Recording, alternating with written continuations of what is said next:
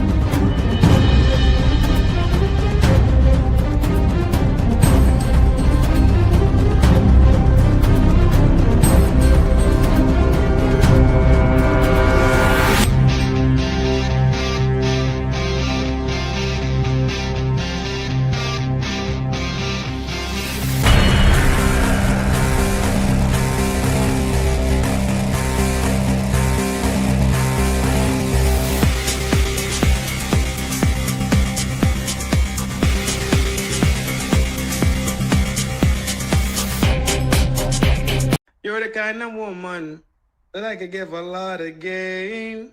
As much as you retire, love, well, maybe you don't have to ask. And I'd give you love. Hey.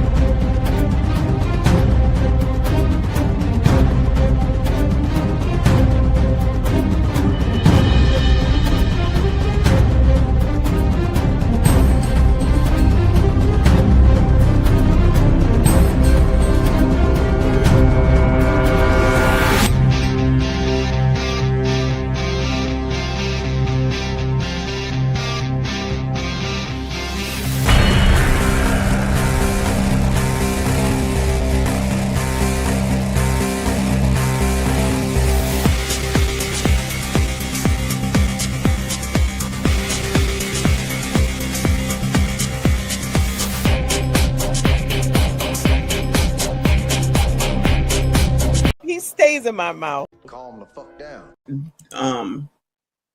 If I can get a quickie in. Calm the fuck down. He stays in my Calm the fuck down.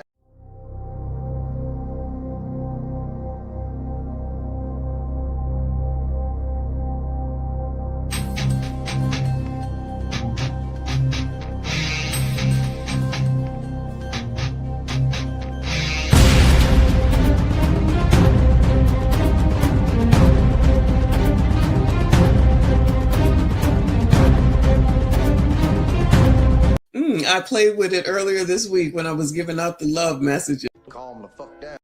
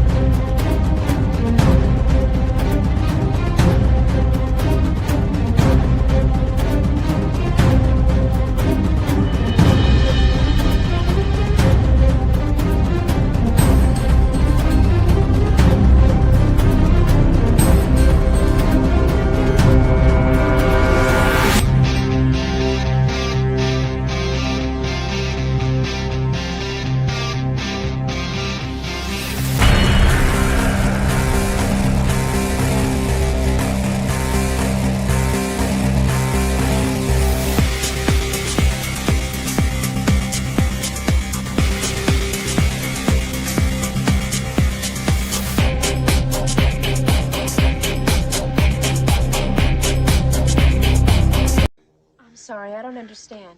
Cuddy say can't hang. Oh, stewardess, I speak jive. Oh, good. He said that he's in great pain and he wants to know if you can help him. All right, would you tell him to just relax and I'll be back as soon as I can with some medicine. Just hang loose, blood. She's gonna catch up on the rebound on the med side. What it is, Big Mama? My mama raised no dummies. I duck her rap. Cut me some slack, Jack.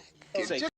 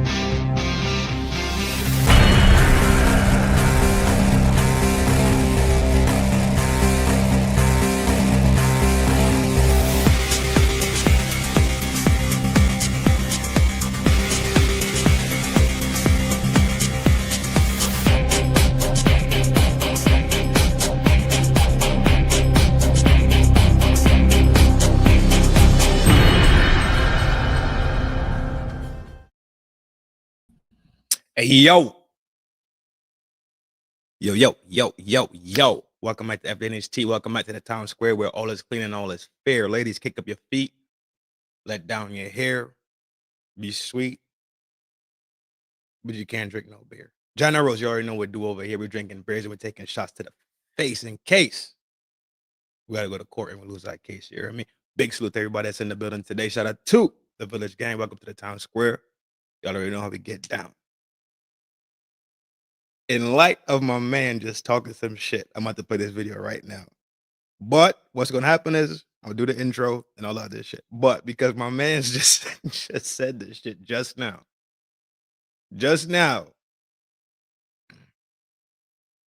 I had to do my man some justice. There you go, Big G. I comprehend. I comprehend why watching the news sometimes is just something lucrative. You hear me? I comprehend it. No static. I'm with it all the way.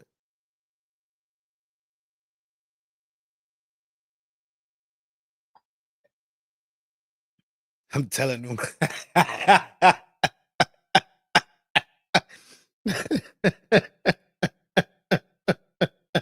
Forever. Black queens forever. Come here. Black queens forever. Snow bunnies never, snow puppy. Black queens forever. Yeah, that brother's starving. Forever. Black queens forever. Come here. Black queens forever. Snow bunnies never, snow puppy. Black queens forever. For sure, G.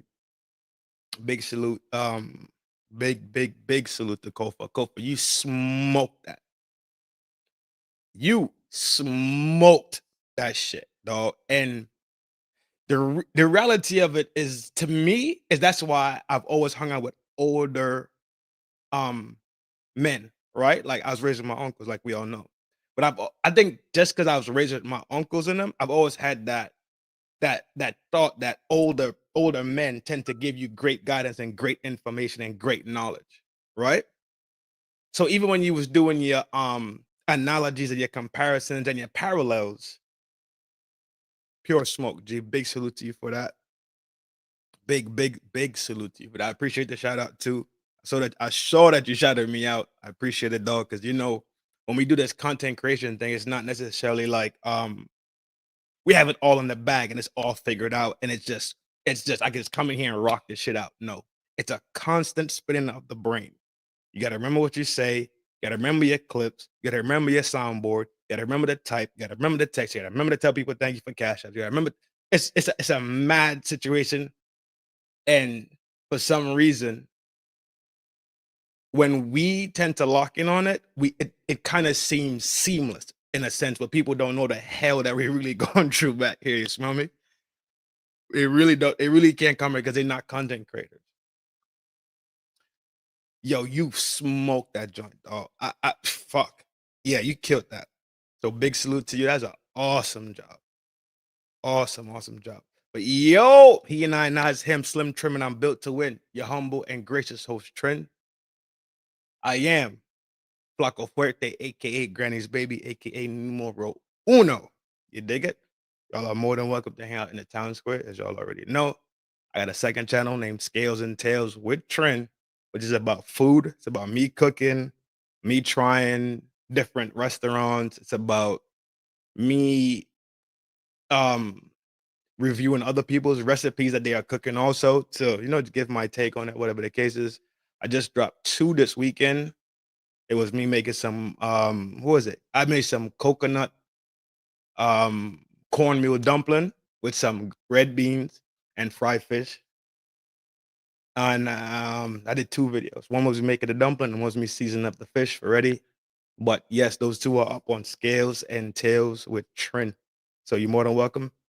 I'm like fucking maybe like 6 or 7 people away from being able to actually go fucking live for real. So I don't have to use FDNHT to go live. I would love to be able to just go straight to Scales and Tails, go live, hit the button, and drop it right there. So if y'all would kindly do me the favor, if you're not subscribed over there, hit the subscribe button. Thank you. I appreciate all the support that y'all give. You heard? That's how you learn culinary art, studying and watching chefs put in work. Oh shit. Okay, cool. That's dope. That's dope. I learned to cook with my granny. That's who taught me how to cook. I watched my granny cook all the time. I used to sit in her chair. She had a chair that was next to like the kitchen. And when she's cooking, she would just sit in the chair where she got to get up and do something. She would get up and do something and go back in the chair. But I used to sit in the chair and I used to watch and watch and watch and watch and watch and watch and watch. And to pick up on these one little two things. By the time I was like 11, 12, you know, she would just start to watch me do stuff so I don't burn the house down. But yeah, I started at early age. Drop a link. Mods, could you fire off the link, please? For I think do I have the link loaded? T's in the building. What's up, T? The usual suspects in the building. I see Messi in here early on also. Kofa, obviously. The generals, obviously 638. What's up, Call? It's been dropped. Okay, thank you. I'm gonna try to pin it to the top, but that means I gotta go to YouTube. But let's get into this show because this shit is not on a slowdown trajectory. I don't know if y'all know, I don't know if y'all tracking this shit, but there is no slowdown with this shit. And I have something in the back of my brain that's spinning, and I shared it with Messi. I shared it with Messi on the back channel when we was chopping up about we just trade ideas and stuff like that on the back channel. Which you know, if as a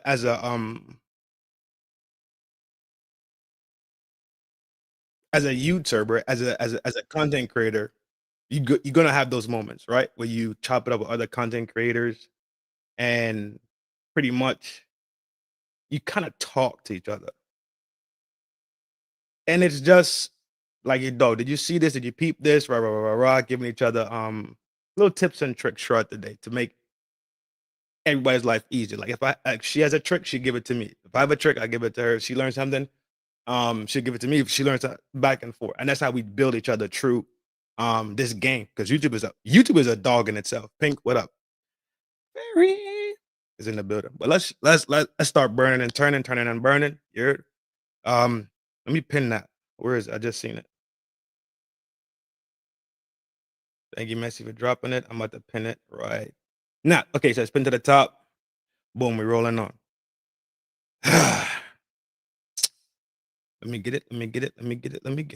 Donald Trump has just removed the T from LGBT on all the government websites. I don't even know what to say. It's okay if you don't know what to say because I do. See, these are orientations. This is who you're attracted to, but these are identities. This is how you perceive yourself as well as how you wish for others to perceive you. Then what happened was these two groups just got smooshed together, even though they're not the same thing. And even though they never belonged together to begin with, we were doing pretty well until the extremist activism started. And now the extremists on the left have inspired the extremists on the right to begin attempting to overturn gay marriage.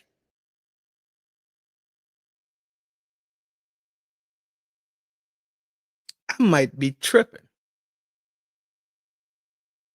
But did we not just talk about this over there by Messi? Did we not just talk about this shit? Did that shit not just come up just now? A bit you already know what to do, ninja.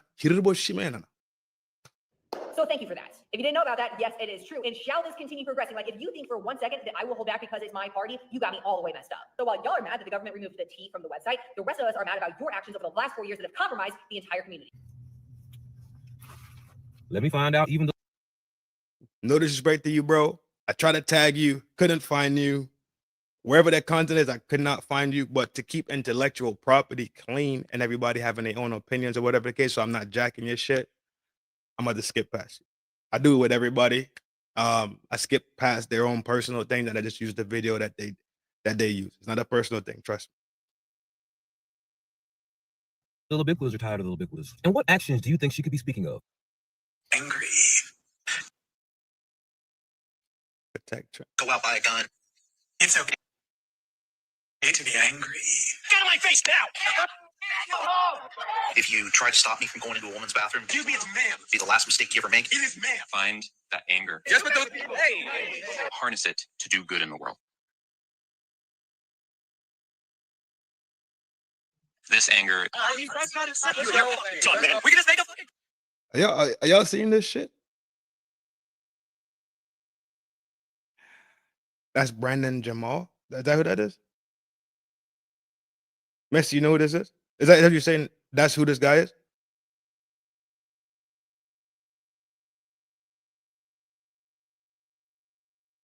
Unfortunately, so you do know who he is? Okay. I'm just using the video content. I've seen his face before. I just don't know. I thought the shirt that he's wearing right now, right? I thought that was his YouTube name. I looked for it, I didn't find it, so I just kept on pushing. Man has been cooking. Shout out to Brandon Jim. Okay, cool. Y'all fucks with him. Okay, cool. Brandon Jamal, shout out, bro. Thank you. Appreciate the content. I want to keep you and me with our own intellectual property. You heard? Anger is probably my primary source of motivation The thing is, you don't have to leave. for everything that I do. Cut that out now, or you'll go home in an ambulance. It was a call to action or call to arms.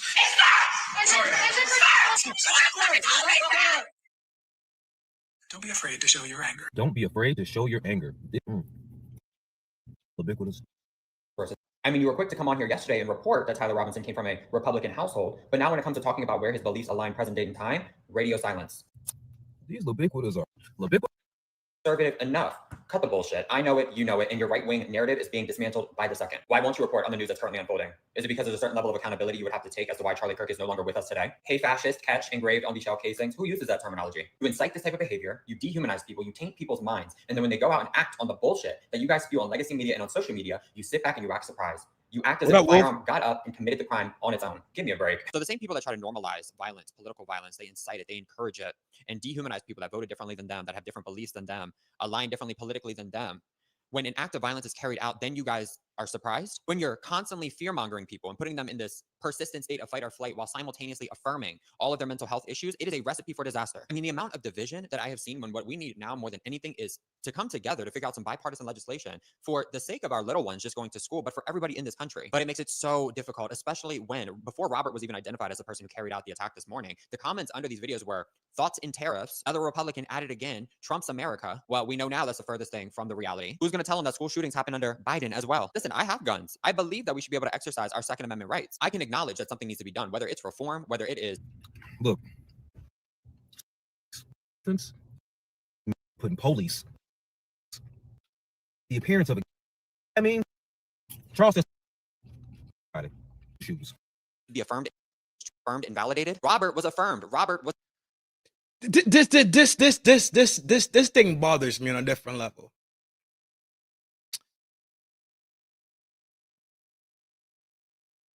When normally identity politics played itself out as race, ethnicity, right?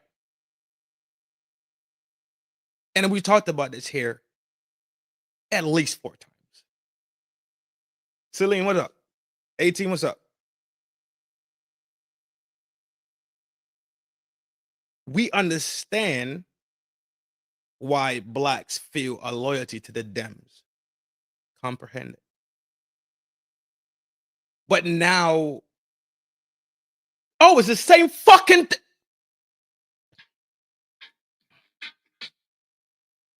Jesus Christ. It's the same fucking thing. You know why? Okay, so blacks feel loyalty to the Dems because it was a Democratic Party in when MLK went for the civil rights and it was all Gucci and gravy, right? Remember you had JFK, Lyndon B. Johnson. Now, if you look at it again, the Democratic Party was the one who opened up the door.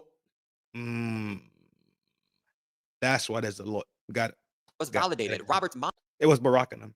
Went with him to get his name changed to Robin. But guess what? The mental health issues still remained. Those of you on the left, can you take accountability and acknowledge that you dehumanize people and you seem to be all about guns when they're going to be used against somebody that disagrees with you politically or socially? I don't see people that are moderate, right-leaning, or on the right calling for political violence against people that voted differently than them. But I can almost guarantee that every time I'm swiping on my FYP, I will see somebody on the left that is advocating for and encouraging violence against Donald Trump or people that voted for him. Then somehow you're shocked and blame it on everybody else when a shooting like this takes place. This shit has got to stop, but it is very clearly driven and led by a mental health crisis in this country, because whether you have a gun or not, anybody that's in a stable state of mind is not going to go and do something as horrific as this. May those little angels rest in peace, and those that have been wounded, speedy and quick recovery. It is such a shame. My condolences and strength to the family and friends of those affected. And Robert, I can't even say what I want to say about you. I got it. I know he's. Because, I know he's talking about using the wrong one pronouns in is grounds for Minnesota. somebody to be fired and canceled in your eyes, but somebody celebrating, laughing, and mocking a man's assassination is not? How does that medicine taste? Robitussin, bitter, I know. I always is just very glad the only thing necessary for evil to prosper. I think you should have a.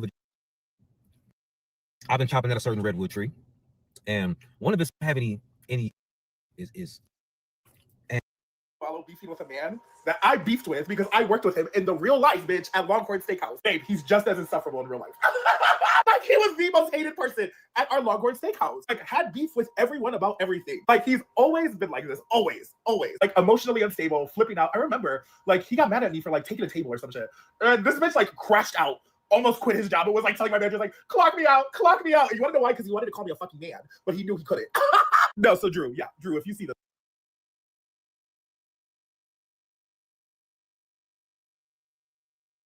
This is, you know what I think this is?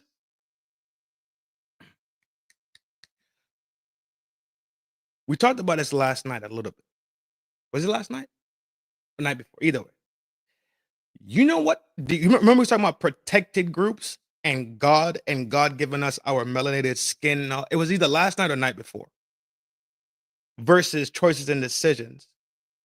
This is them weaponized. Oh my motherfuck me sideways.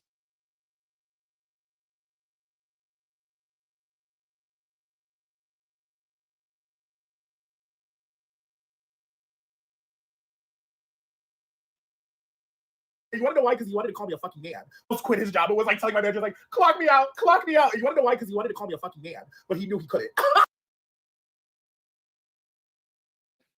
This is how you weaponize something.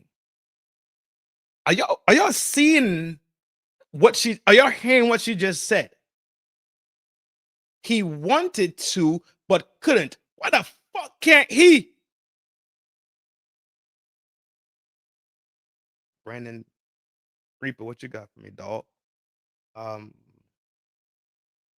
Brandon's beefing with Red Tree Drew Afalo and all her AV. Oh, so I guess that's another person. I guess that person is a part of the alphabet community, I'm guessing. You see how fucking sick this shit is? Because oh my fucking God, this is demonic. Because they know they're a protected group, because they know they have all these pretty much firepower behind them, that once you decide to not fuck her, oh my fuck, oh no. This shit just clicked in my fucking brain. You are weaponizing your choice in life to circumcise somebody else's right. No, I knew I picked the fucking perfect name for this fucking pod. I fucking knew it. No, so Drew, if you see this, we're mutuals, obviously love. But we can have a whole podcast episode about this man. Trust me. So she's talking about him, right? Because his name is Brandon. His name not Drew.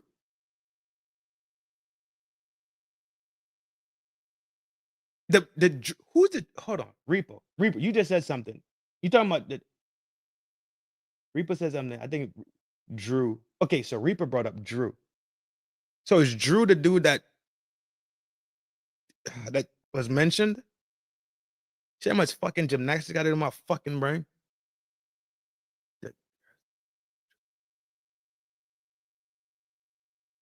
You know what? That's not even a big fry in the basket. The big fry in the basket is these motherfuckers are weaponizing shit. And I'm not saying all of them. So let me be clear. We're talking about the people that we're watching right now. Donald Trump has just removed the T from LGBT on all the government websites. I don't. Okay, we're done with that. That's fucking insane. So you are weaponizing your choices in life to subjugate people so they can't live their fucking normal, everyday fucking life because you made a fucking choice in yours? Tracking. Okay. Like I said yesterday, I don't fucking see how they keep attaching coward, soft ass, hyper emo Tyler Robinson to the Democratic Party. I just don't fucking see it. Don't see it. Don't see it. Don't see it.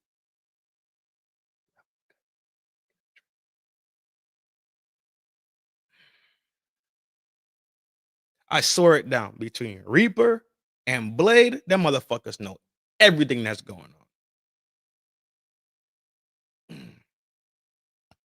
That's fucking sick.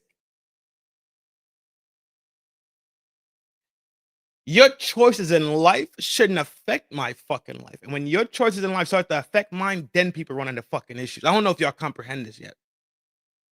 You see them crazy fucking videos where the neighbor tree is just laying over the fence, right? The fence is here and the neighbor tree just growing big as shit. The neighbor who owns the tree, which the tree is actually the tree trunk roots is in this yard. The fence is here and the tree just here. And neighbors are going crazy over that shit, fighting, cussing, going crazy. This is exactly what this is. Your life should not disturb my fucking life. Your decisions in this world should not have no effect on fucking me. Am I going to treat you with dignity and respect? Correct. Am I going to still talk to you like a fucking human being? Correct. But there's no fucking way on this green fucking earth that your life decision trumps something that the Almighty God, Allah, Shiva, Vishnu, Buddha, Brahma has given to me and put me and set my 10 fucking toes on this planet. No fucking. Nah, no. Jihanda!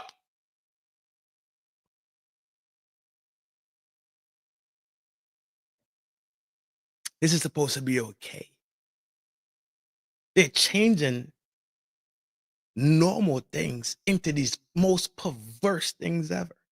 We talked about the fucking children. We talked about the books in the schools. We talked about what's that shit that they had in the school where they had people coming in and read? Forget what it's called, but people come in and they read, they sit down in the library and read and to the kids and talk to the kids and all that other shit. They want to expose the children to things that they can't even fucking comprehend. When they're supposed to be figuring out square blocks, going square holes, triangular blocks, going triangular holes, circle, circle, rectangle, rectangle. You are putting sexual energy onto fucking kids. Y'all are fucking sick.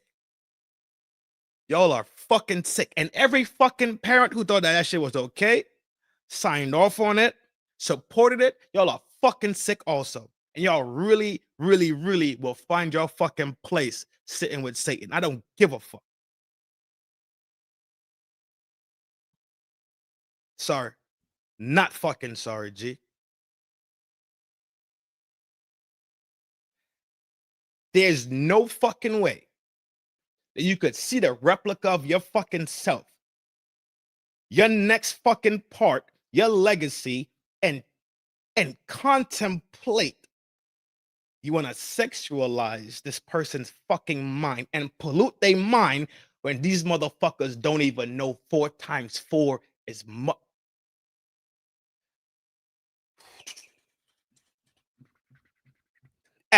You have grown fucking people walking around this fucking planet and they can't even comprehend their own fucking sexuality.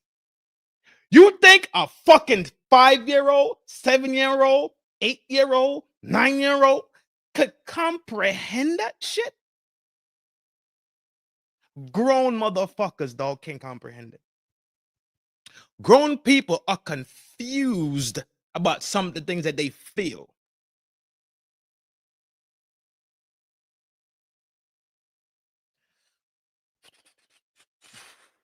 quick spin, G. About to switch up the subject a little bit, but same thing, close enough. You hear me? Take a quick spin. Everybody, go get you a fucking drink, roll you a spliff, get you a bogey, light your cigar, do what you gotta do. We coming right back in 30 seconds. You heard? Peace, love, and prosperity always to the village. Gang.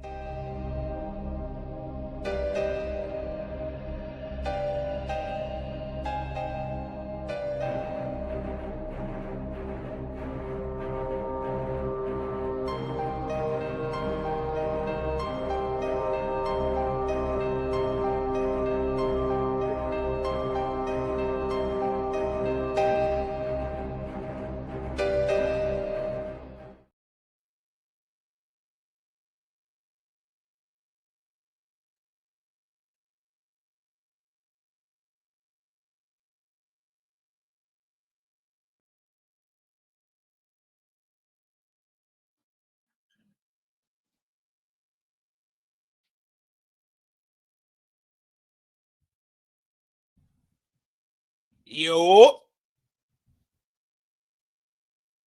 Who's really king for these children, bro? Who really came for these children? Turn my fucking camera back. Hold on. Give me 1 second. I gotta adjust my lighting. That's better. All right, cool. Who's really came for these children, bro? Who? FBA, what up? FBA OG, RBN in the building. What's up, my boy? Big salute. Hope all is well. I gotta lock in with you for that Sunday slot. We work it out though, ain't no big deal. We definitely work it out. Your Reaper, why Abilene Christian don't got no hoes on their volleyball team? None. Dry as fuck. Big Roddy in the town square. Pete Swerwanga. You sound like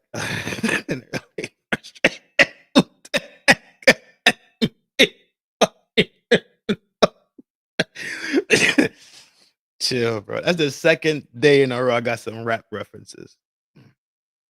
Peace to you, G. Welcome to the town square. That's what we do over here. Oh my God. Who cares about these kids, man? It's fucking sad, bro. Really fucking sad and heartbreaking. Make sure this is not an emergency. But there's an emergency. The break might be a little bit longer when we do the little spinny rule. As soon as I was going to hit the link last night. Oh, for real? Was it? Oh, okay. She's smooth though. Everything smooth. Wasn't nothing crazy, right?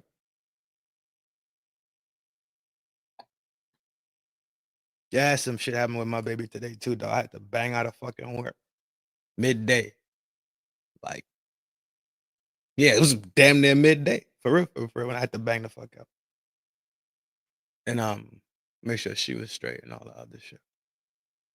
I mean, that's what you're supposed to do, right? Let's check this out. And this is supposed to be. So we all know that he was officially laid. Yo, rest in peace to Charlie Kirk, bro. I don't give a fuck what nobody say, but that man should still be alive. I don't care. That boy Robinson is a fucking coward. He's soft as fuck. Another fucking episode of your personal life stumble into somebody else's life. Your personal in-home life made you go get a 30-yard 6 and sit up on a roof. And I'm saying this like we taking the Fed word as God word. Remember, I've been saying something else is dancing in the back. There's something else dancing in the back. Excuse me. Something else was dancing in the back. I can't put my finger on it yet. but it's something weird. And one of the videos today will hopefully explain it to us, right? Hold on, is it the next video? Yeah, the next video after Trump and them talk. I believe this is a Trump talking video. Hopefully that video kind of explains a little bit more, and maybe we could start pinning some shit down. But this is Trump talking, and I'm gonna give my honest take about what I already did last night or the night before. That's how much I fucking be up here podding like a fucking pod junkie.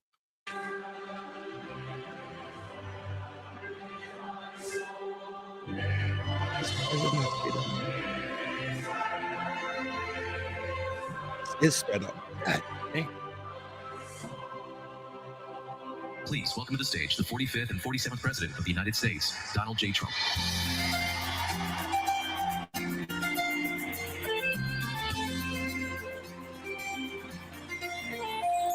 If tomorrow all the things were gone, I'd work for all my life. I got issues already, dog.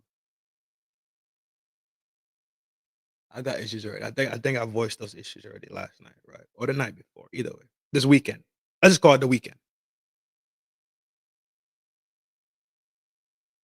These people and certain. Thank you, Daniel. Danny boy. Oh, Danny boy. Are we taking this man's, what's the word to use?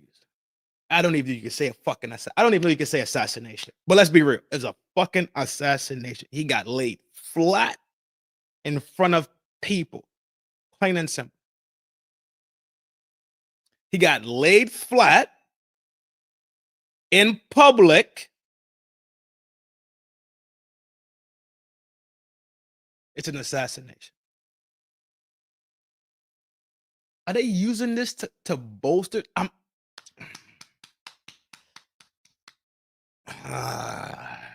Something is coming. Something is coming, dog. And mark my word, I would not be surprised if it's something to do with freedom of speech rights and all this other shit. Something is coming down the pipeline. I don't know for sure. But with all this fucking spin talk, talk about fucking rights, talk about freedom of speech, freedom of speech, especially when you got motherfucking Kimmel coming back, and Kimmel's supposed to basically tuck tail a little bit and get back in the good graces of the people, which is Disney, right? I don't know. I don't know for sure, but I could absolutely see it happening. Just like when the shit in 9/11 happened in 2001, shit changed. New policies were drafted, right? Patriot Act 2 came out, which do y'all see where I'm going with this? Granted, that is one person versus the buildings coming down. I get it. But it's the rhetoric talk around it. It's the rhetoric talk. It's the narratives that are around it. It makes me think something is coming down the pipeline that has to do with rights. And I could be dead fucking wrong, and I'll be okay with that, dog. I'm okay with that. This shit just seems like it's so bolstered. It's cast in front of everybody's fucking face. It's so braggadocious and so grand, and it's like And I had to start again. Just my children and my wife. They flew his body on the presidential plane, and it was escorted by JD Vance. Dog, are we paying attention to how this thing is just, it's being treated in such a weird fucking way? Could we okay, we don't know what the fuck is coming tomorrow. Got it. Couldn't we at least simply fucking agree on that point? The whole thing is being treated weird as fuck. It's being treated weird.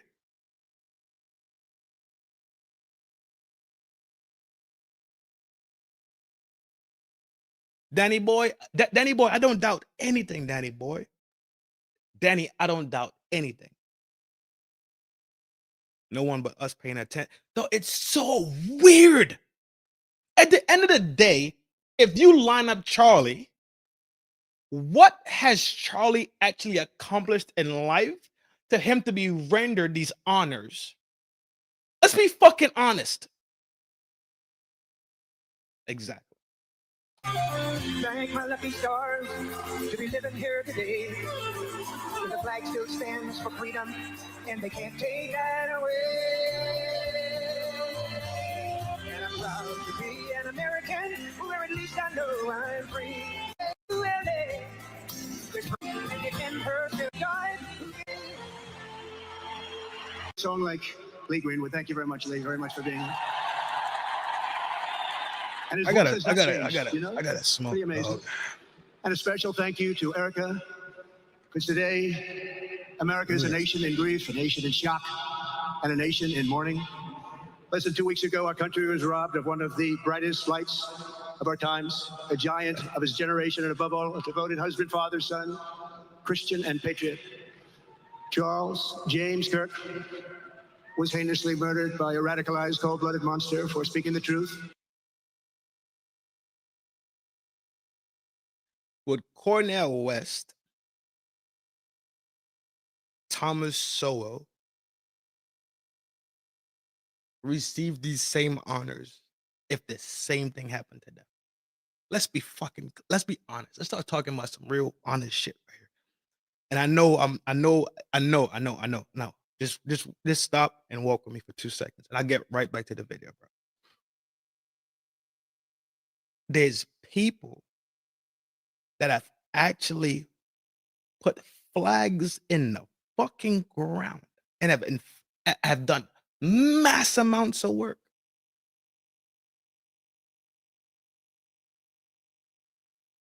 Okay, cool. So I ain't tripping. Tracking.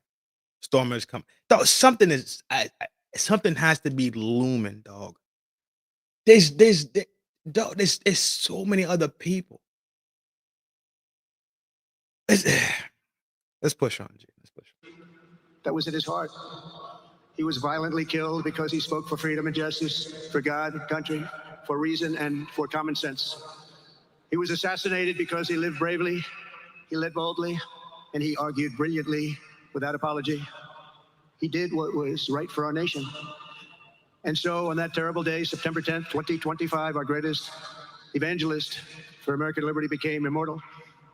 He's a martyr now for American freedom. I know I speak for everyone here today when I say that none of us will ever forget Charlie Kirk, and neither now will history.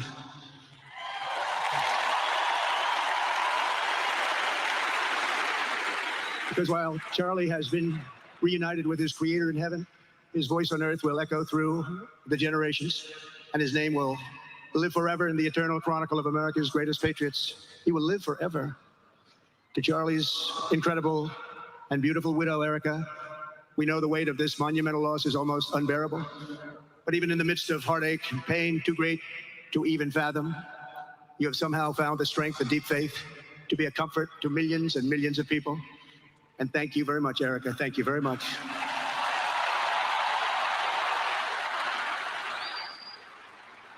Today, an entire nation wraps its loving arms around you and your beautiful children. We share in your immense and overwhelming sorrow, and we vow that we will do everything we can to ensure that your children grow up in a land where their father is honored and revered as a great American hero. That's what he is.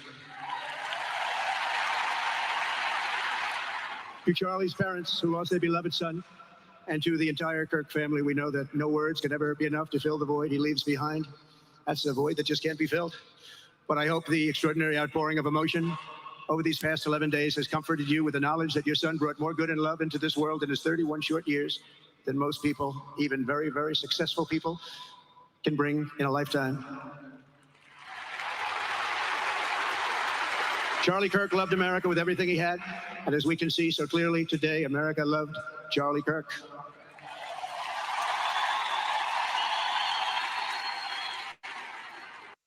That bitch is packed.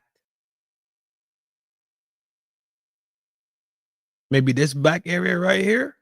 Maybe that's, yeah, it's Arizona, so the seats are red. Maybe the top area right here.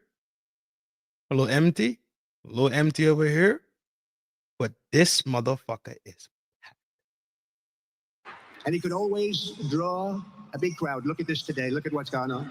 This is a big crowd. To him and JD. Here today, He we wouldn't have be old the enough Vice President to run with of the United States, JD, right? We have the Speaker of the U.S. House of Representatives, Mike Johnson. We have countless members of the United States Senate, and I'm sorry I'm not going to introduce you, but I'll be up here. They're all over the place. And likewise, the House of Representatives, they're all over this big stadium. This is not an arena, this is a stadium. A great cabinet, and this stadium packed with rafters of people, not to mention the one across the street. He wouldn't be old enough then. Trump has what? Max fucking, what are we at? We're in 2025, 24, 4, 5. He would be 34.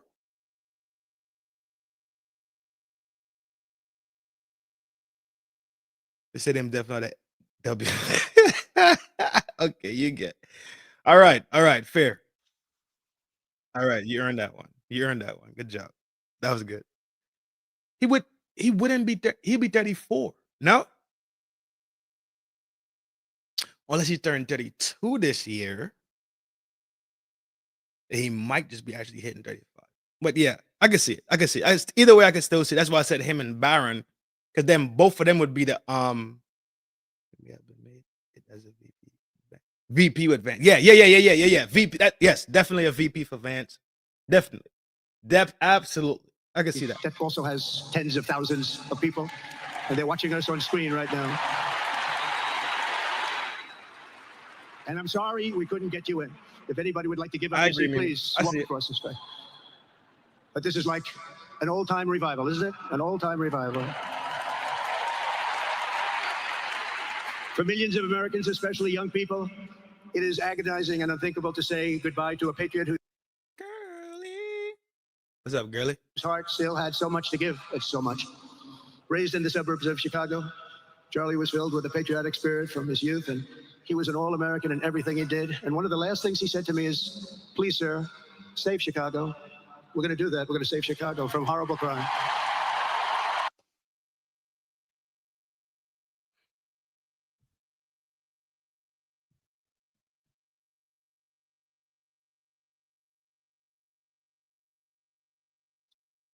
Let me tell you something. Let me be absolutely fucking clear. I like Donald Trump. I think he's a bull in a China shop mentality type of person. He got hella charisma. He got hella talk, hella conversation. But there's no fucking way I think that the last time you and Charlie Kirk talked, he said, save Chicago. I ain't fucking jacking it. I'm not jacking it. He lived in fucking Phoenix. He was so removed from Chicago. It wasn't even funny. Did Chicago come up in conversation? Sure. Maybe Memphis came up in conversation. Maybe DC came up in conversation. But I don't think that Charlie Kirk was on the phone with Trump and just specifically said, we need to go in that motherfucker and fix up Chicago. I just doubt it at the end of the day. If that's what the fuck that's what the Trump saying, then, right? Take it with a grain of salt. I ain't jacking it, though. Still fucks with him. I still fucks with him. I think he's a crazy charismatic person. I think he is a bull in a China shop. I definitely know he's a bully because we watched him bully shit this whole time, even before he became president, even before he started running. So he knows how to fucking negotiate. He knows how to talk. He knows how to get shit done. We know that. In high school, he was the quarterback of the football team and the captain of the basketball team. He was a good athlete. A lot of people don't know that about Charlie. He was an Eagle Scout who spent his school lunch breaks listening to another champion for liberty, somebody that he greatly admired, Rush Limbaugh. Jesus. But what was even more important to Charlie than politics and service was the choice he made in the 5th grade, which he called the most important decision of his life, to become a Christian and a follower of his Savior, Jesus Christ. Inspired by faith and his love of freedom, Charlie did something remarkable when he was just 18 years old. On the advice of a mentor who told him to put off going to college because he was doing so well. No, he devoted don't his spam life it, to bro. converting young people You to gotta the spam it. We're good. conservative No, cause. you How did don't he gotta do? Take a spam look. it. How did he do? We all believe it. We all believe in it. You don't gotta spam it. In 2012, 2 days after graduating high school, and with just $1,800 Relax. in his Don't need pocket, to spam it. the young man from Illinois, who no one had ever heard of, started an organization whose grand ambitions were captured in its name, Turning Point USA. Great name. And I have a feeling it's going to be bigger and better than ever before. Dog, grow up. You do not have to spam it. We heard it the first time. Relax. Say something of value. Say something of substance. Instead of acting like a petulant fucking child, saying the same thing over and over and over again. All right, smoke them up. That's it. Smoke them out, G. Y'all got it. Smoke them out. I tried. Try to give you opportunity to join the conversation and really be a part of some shit that we really talking about and we being honest about. But clearly you're a child. Smoke him out. Smoke him out. Does that make sense? It's going to be bigger and better than ever before. Look at what's happening. 12 years ago, Charlie walked onto his first college campus, the very liberal University of Wisconsin at Madison. He set up a card table and put up a sign with 3 words, "Big government sucks." Could you believe that? That's Charlie. That day, Charlie talked to every student who approached him, most of whom were probably quite a bit older than he was. Finally, after many hours, he found the first ever Turning Point chapter leader. His first year out of high school, Charlie traveled 300 days raising money and taking his message to campuses all over the country. He lived out of his parents' basement, and they actually loved having him there. They loved Charlie. Everybody loved Charlie. And on the couches. Well, clearly, Trump, everybody didn't love fucking Charlie. Clearly, we're here today because not everybody loved him. I get the sentiment. But sometimes you gotta, you feel me? Lock in on a different level. We love Charlie. The right loved Charlie. We supported Charlie. But everybody clearly did not love Charlie. Reaper, my G. Fucking children, bro. That's childish. Of friends and supporters. He lived off couches for 2 years, 3 years, then life started getting a little bit different. But he was always the same. Hey, Daddy, look at what I could do. Weird motherfuckers, bro. For 5 years, he refused to take a paycheck, but day after day, he worked from 5 a.m. in the morning till 11 p.m. in the evening, always. His staff remembers that he wore Walmart jeans and T-shirts from the Goodwill store. Remember the Goodwill store? It wasn't easy, but Charlie wasn't in it for money at all. Oh, the green light live range is still in effect. Since the weekend, when I gave y'all a green light, clear shit out. Do what y'all need to do. The range is hot. Handle y'all business. Do what y'all need to do. Fully support it. In case y'all didn't know. Oh, never has been. Money was never his thing. He was always in it for the mission. As he liked to say, even back then, we have a country to save. Dog, 638, big call. What he said was not even fucking irrelevant to what the fuck we were saying. He's saying protect freedom of speech. When the fuck have we never not said that? We stand on the fucking freedom of speech law. So what the fuck was that about? So it wasn't even a disagreement. It was just some, Daddy, look at me. Daddy, look at what I can do. Daddy, guess what I learned today in school? Get the fuck from around here with that weird kitty shit, man. If we did just what he did, he'd call me all Go eat your fucking Hot Pockets and drink your Monster, you fucking weirdo. the time. Sir, we have a country to save. I said, Charlie, thanks very much for telling me that. I appreciate it. Charlie volunteered for my 2016 campaign and traveled the nation with my son, Don. Open dialogue was met with menacing hate. There were bomb threats, pulled fire alarms, and countless rage-filled radicals who tried to shout him down. It was nasty. I used to say, Charlie, this is nasty stuff you're doing. At one event, police had to build barricades to protect students from an angry mob of thugs. Many of these people, by the way, are paid a lot of money to do this. They're agitators. They're paid agitators. Remember that? When you see they all have the same beautifully printed sign, every sign is identical, comes out Now that's a true statement. of a top-level print shop. That's not the signs that are made in somebody's basement. Those are paid for by very bad You could drink Monster Blade, but you're not a weirdo. people, and hopefully we're going to be finding out through the DOJ who those people are. At another college, Antifa terrorists shattered windows, threw rocks, and tried to storm the building where Charlie was speaking. It was a really bad one. Often dozens of police officers were needed to prevent left-wing violence. And the violence comes largely from the left. You don't hear that from too many people, do you? And virtually every day for years. This is so fucked. Danny boy, you read my mind. This is so fucked, bro. Dog, if y'all come to my funeral, when I transcend this dimension, the last thing I want y'all to talk about is fucking bullshit. You know, Trin was a great man. He wanted to buy stock in this company right here. So I say we rally up and we buy some stock. What the fuck? There's no heart or feeling in this shit, dog. And I said this shit the other night. There's no fucking feeling into it.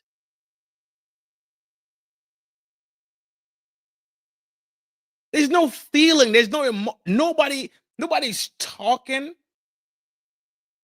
Matter of fact, when I live streamed when I live streamed this, that was Sunday morning. It was Sunday morning, and I live streamed it. And Jungle Weefy was doing what the Jungle Weefy do. Y'all know how that motherfucker get down, right? Nobody said anything that felt real. It was all politics. The whole shit is just a bunch of politics. I'm done with this. I'm done. We rolling on. I'm done. I can't do it, bro. I can't do it. I can't do it. This shit happened yesterday. I can't fucking do it, man. It's so fucking. It's to me. It's coming off disrespectful at this point, and it's coming off. Let's say. I think Danny Boy said the right word. Propagandized, right?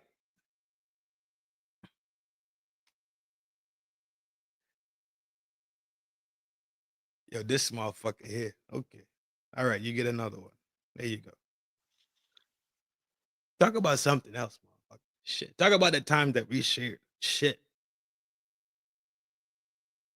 My fucking beer. This motherfucker's an asshole, boy. All the way from South. How the fuck you in South Africa kicking my back in, bro?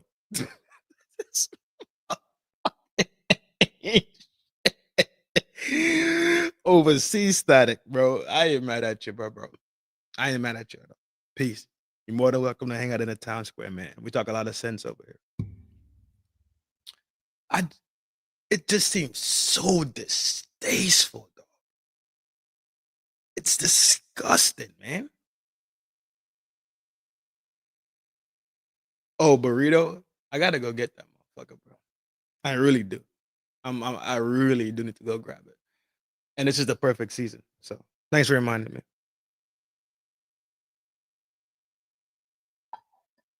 Nah, Pete, we all good over here, G. We talk hella shit over here sometimes. Sometimes we just be in this bitch going hammers. So definitely your energy is dope, bro. I think you fit right in over here. Pause.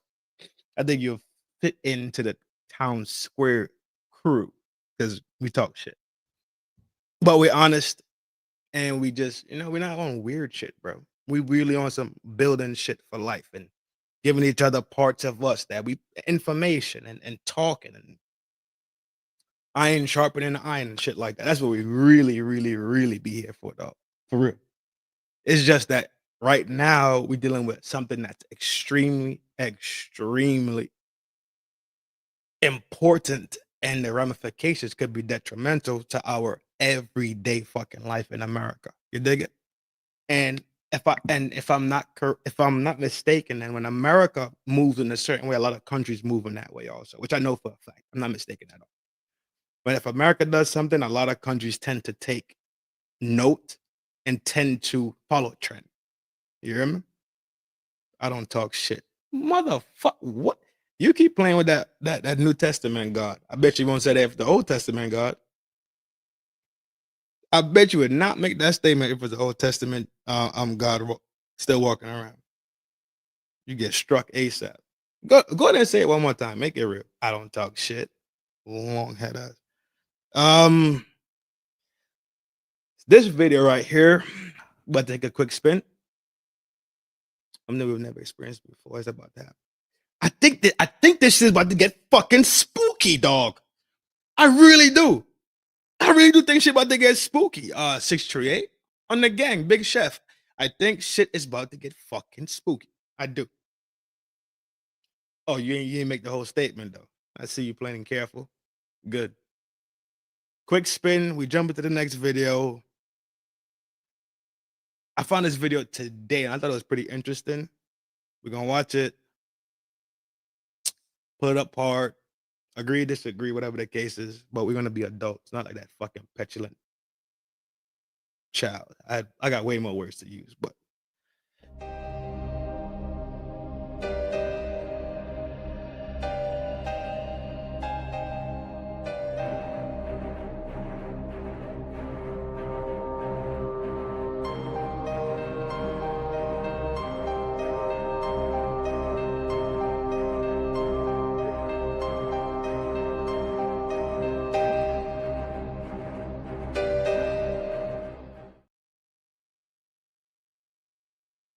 oh shit.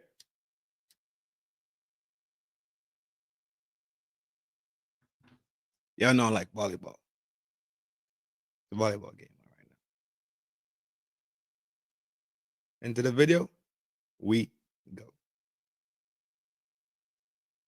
Hebrew says Jesus Christ is the same yesterday, today, and forever. This game is pissing me off. What game you watching? Oh, it is Monday. Who's on? I ain't watched no football. Clearly, because y'all know I've been fucking streaming. I ain't watched no football this whole season. Why Eastern Texas A&M got 304s, bad joints, but Abilene Christian don't got none. Abilene Christian look dry as shit. Reaper, bring your ass to the motherfucking front of the congregation, like Anton say. Explain to me why Abilene Christian don't got no joints, but East Texas A&M got hella joints. The Lions and Ravens, who winning? Y'all could just drop the scores inside the chat while we're here. So, absolute shout out to Anton, man. Anton's a hell of a fucking person, bro. He's definitely a hell of a person. You gotta have A&M got cheeks, hella frames, dog. Hella frame on the court right now. Abilene Christian, that shit. It's like they all look what's the non-melanated and skinny and slim. But the other Lions is winning. The drop. All right, let's roll on, man. I ain't got time for your shit. Robinson's belief or perception regarding Charlie Kirk's political expression. What's going on, everyone? Welcome to Behavior Lines. My name is Spidey, and I use my degree in sociology and psychology. My certifications in criminal interrogation and news outlets have reported that he was very stoic, and that distinction is huge. So we're definitely going to talk about that. And finally, a lot of you requested that we talk about the text exchange that was released to the public between Tyler Robinson and his roommate/romantic partner. And we're going to talk about those as well, because there's a lot going on in there. So without further ado, let's jump right into the footage of his court appearance. 51403-576, State of Utah versus Tyler James Robinson. Could you state your name? Tyler James Robinson. Thank you for being here, Mr. Robinson. I'm Judge Graff. Mr. Scortis. So, Mr. Robinson, you have a right to an attorney. If you cannot afford one, the court can appoint an attorney to represent you. I have reviewed your declaration of financial status and find that you are indigent. I'm provisionally appointing a Rule 8 qualified attorney to represent you on your case, Mr. Robinson. Mr. Robinson, I also wish to inform you of your right against self-incrimination. Anything that you say in court today could be used against you, and we want to protect your constitutional rights. Mr. Robinson, at this time, you will remain in custody without bail. Mr. Sportis, is there any other points that you wish to address? No, thank you very much, Your Honor. There are quite a few moments in this first clip where he is giving away quite a bit. The first one is when the judge says, "Thank you for being here. I'm Judge Graff," and we get a baseline for his acknowledgement. So when he acknowledges, we get this one downward pop with the chin like this. This is something that he's going to do throughout his appearance whenever something is said directly to him and he acknowledges it. And there are a couple of very important details here. One, it's just one pop downwards. That's very important. The chin goes down. Second, he maintains eye contact. So it looks exactly like that. Immediately after the introductions, when things are about to get started, we see him open his mouth, which is rare, and we see him take a deep breath that moves up into the chest. We know that because we see a visible breath. And this usually happens when we're stressed, feeling anxiety, and that makes perfect sense here. The introductions are done. We're about to begin. Here we go. When the judge says to him that he has right to an attorney, again, we get that exact same baseline acknowledgement. Chin down, eye contact, one pop. This is exactly what he does when he goes, "Okay, I understand." Immediately after that, as the judge is saying what would happen if he can't afford one, if you cannot afford one, we see his eyes slowly going downwards and his eyelids even close just a little bit. So everything is shifting down. Now, as a general rule in body language, when we're excited or happy, things go up. We call these gravity-defying gestures, and it's even in the language, right? I'm jumping for joy. I'm on cloud 9. I'm in the clouds. These are all positive things. And when someone's in a negative mood, we use language that goes the other way, downwards. He's feeling down, he's feeling low, and we see it in the body language as well. Research has shown that we perk up with happiness, we take up more space as well, and with sadness, we take up less space and things come downwards. So as he's talking about not being able to afford an attorney, we start to see these negative emotions setting in. Things are coming down. Now, here's where things get really interesting, especially because we've established a baseline for acknowledgement. When the judge says, "I've reviewed your declaration of financial status," again, we get that same acknowledgement. One pop downward, eye contact maintained. But as the judge goes on to say that he's going to appoint a lawyer to him, we again see a nod, but it's very different from the acknowledgement nod. This time, the chin goes upwards like this, and we see an eye block, which is a very slow blink as he comes back down. So this is a subtle difference. But for someone who typically acknowledges downwards while maintaining eye contact, this time we have pretty much the opposite of that. Chin's going up as we're blocking the eyes. So the research on eye blocking is really fascinating because it shows that we're born with the reflex of doing this. Even children who are born blind eye block in certain moments. And it happens in one of two cases. So think of the eyelids as the garage doors to your thoughts, and either we're trying to keep them in or not let them come in. So you might see it if somebody's experiencing something really happy or great news. They might close their eyes as they're celebrating because they want to hold on to this emotion. Or when someone gets bad news, you might see it because they just don't want to deal with it. They don't want to focus on this thing. Before we put it all together, let's talk about the chin going upwards. So this can mean a lot of things depending on context.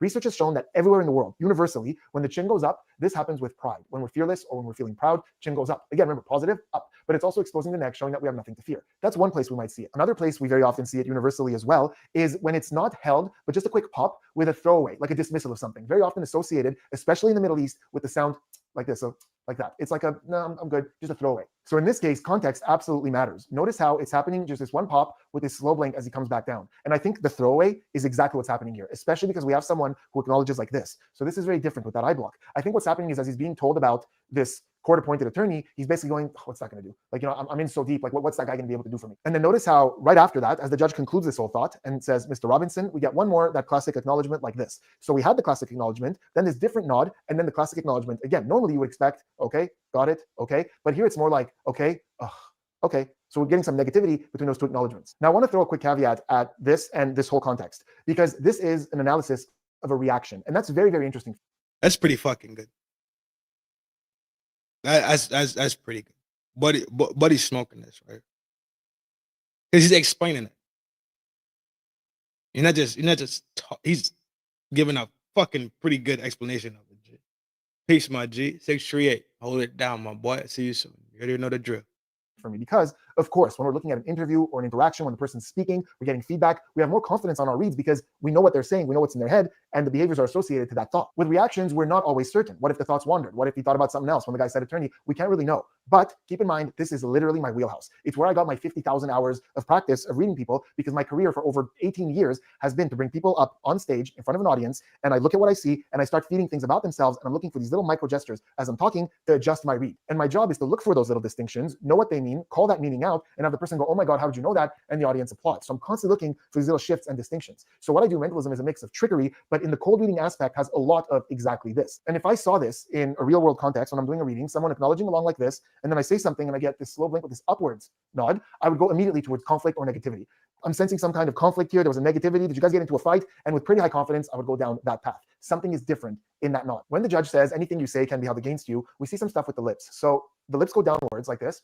with a bit of tension, and that happens twice. And this is one of those cases where I can't tell you with 100% certainty what is causing this. I know that online we often see comments from people like, oh, this means this 100% of the time. That's just not how behavioral analysis works. And this is a very ambiguous gesture. Could it be that he's cleaning his teeth? It's possible. There's a family of gestures that are called adapters, pacifiers, manipulators. There's a lot of different names for them in the research, but they're massage-like gestures that we do to adapt to stress. So it could be with the arms, the hands, the face, and yes, sometimes we do with the mouth as well to alleviate some of that tension. But tension in the lips is also very common with withheld opinion. Like, is there something here that he wants to say, but the judge is saying, don't say anything because it might incriminate you. So he's kind of holding something in. That's why we're seeing that. There are a lot of possibilities. It's just an interesting note that we're getting this lip activity around that thought. But immediately following that, the judge says, we want to protect your constitutional rights. And we see from him upward nods again. And I say nods because it's a bit of a bobble. It's not just this one like this.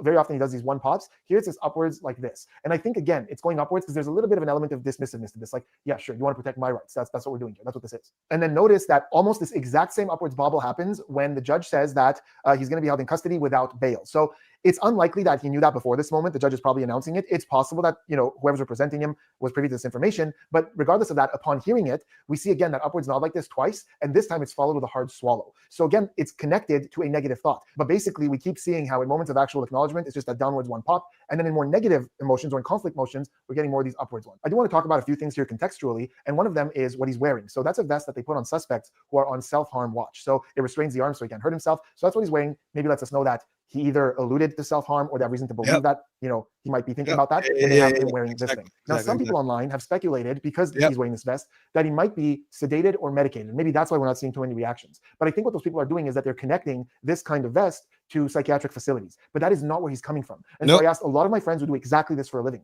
work with courts, prisons, jails, at evaluating criminals, and they all said with zero disagreement that it's very unlikely that he's sedated or medicated. First and foremost, because he hasn't been evaluated psychologically and he's not in some kind of psychiatric hospital. Secondly, and this is huge, it opens the door. This is the issue with that. You can't conduct any business under the influence. You can't.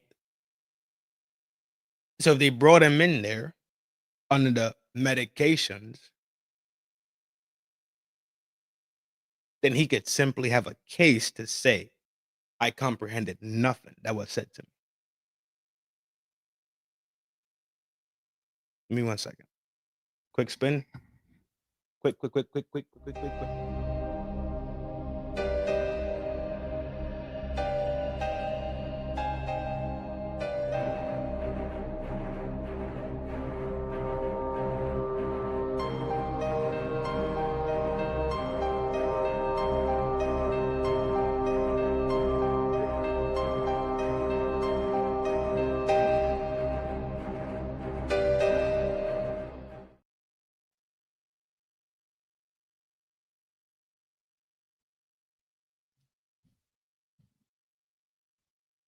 So y'all remember whatever y'all did in your lifetime, right?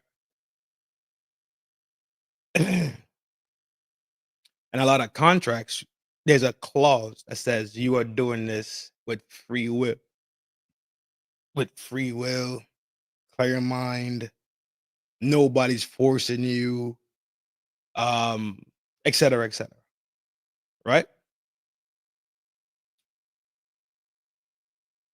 So he can't be under the influence and go through the process.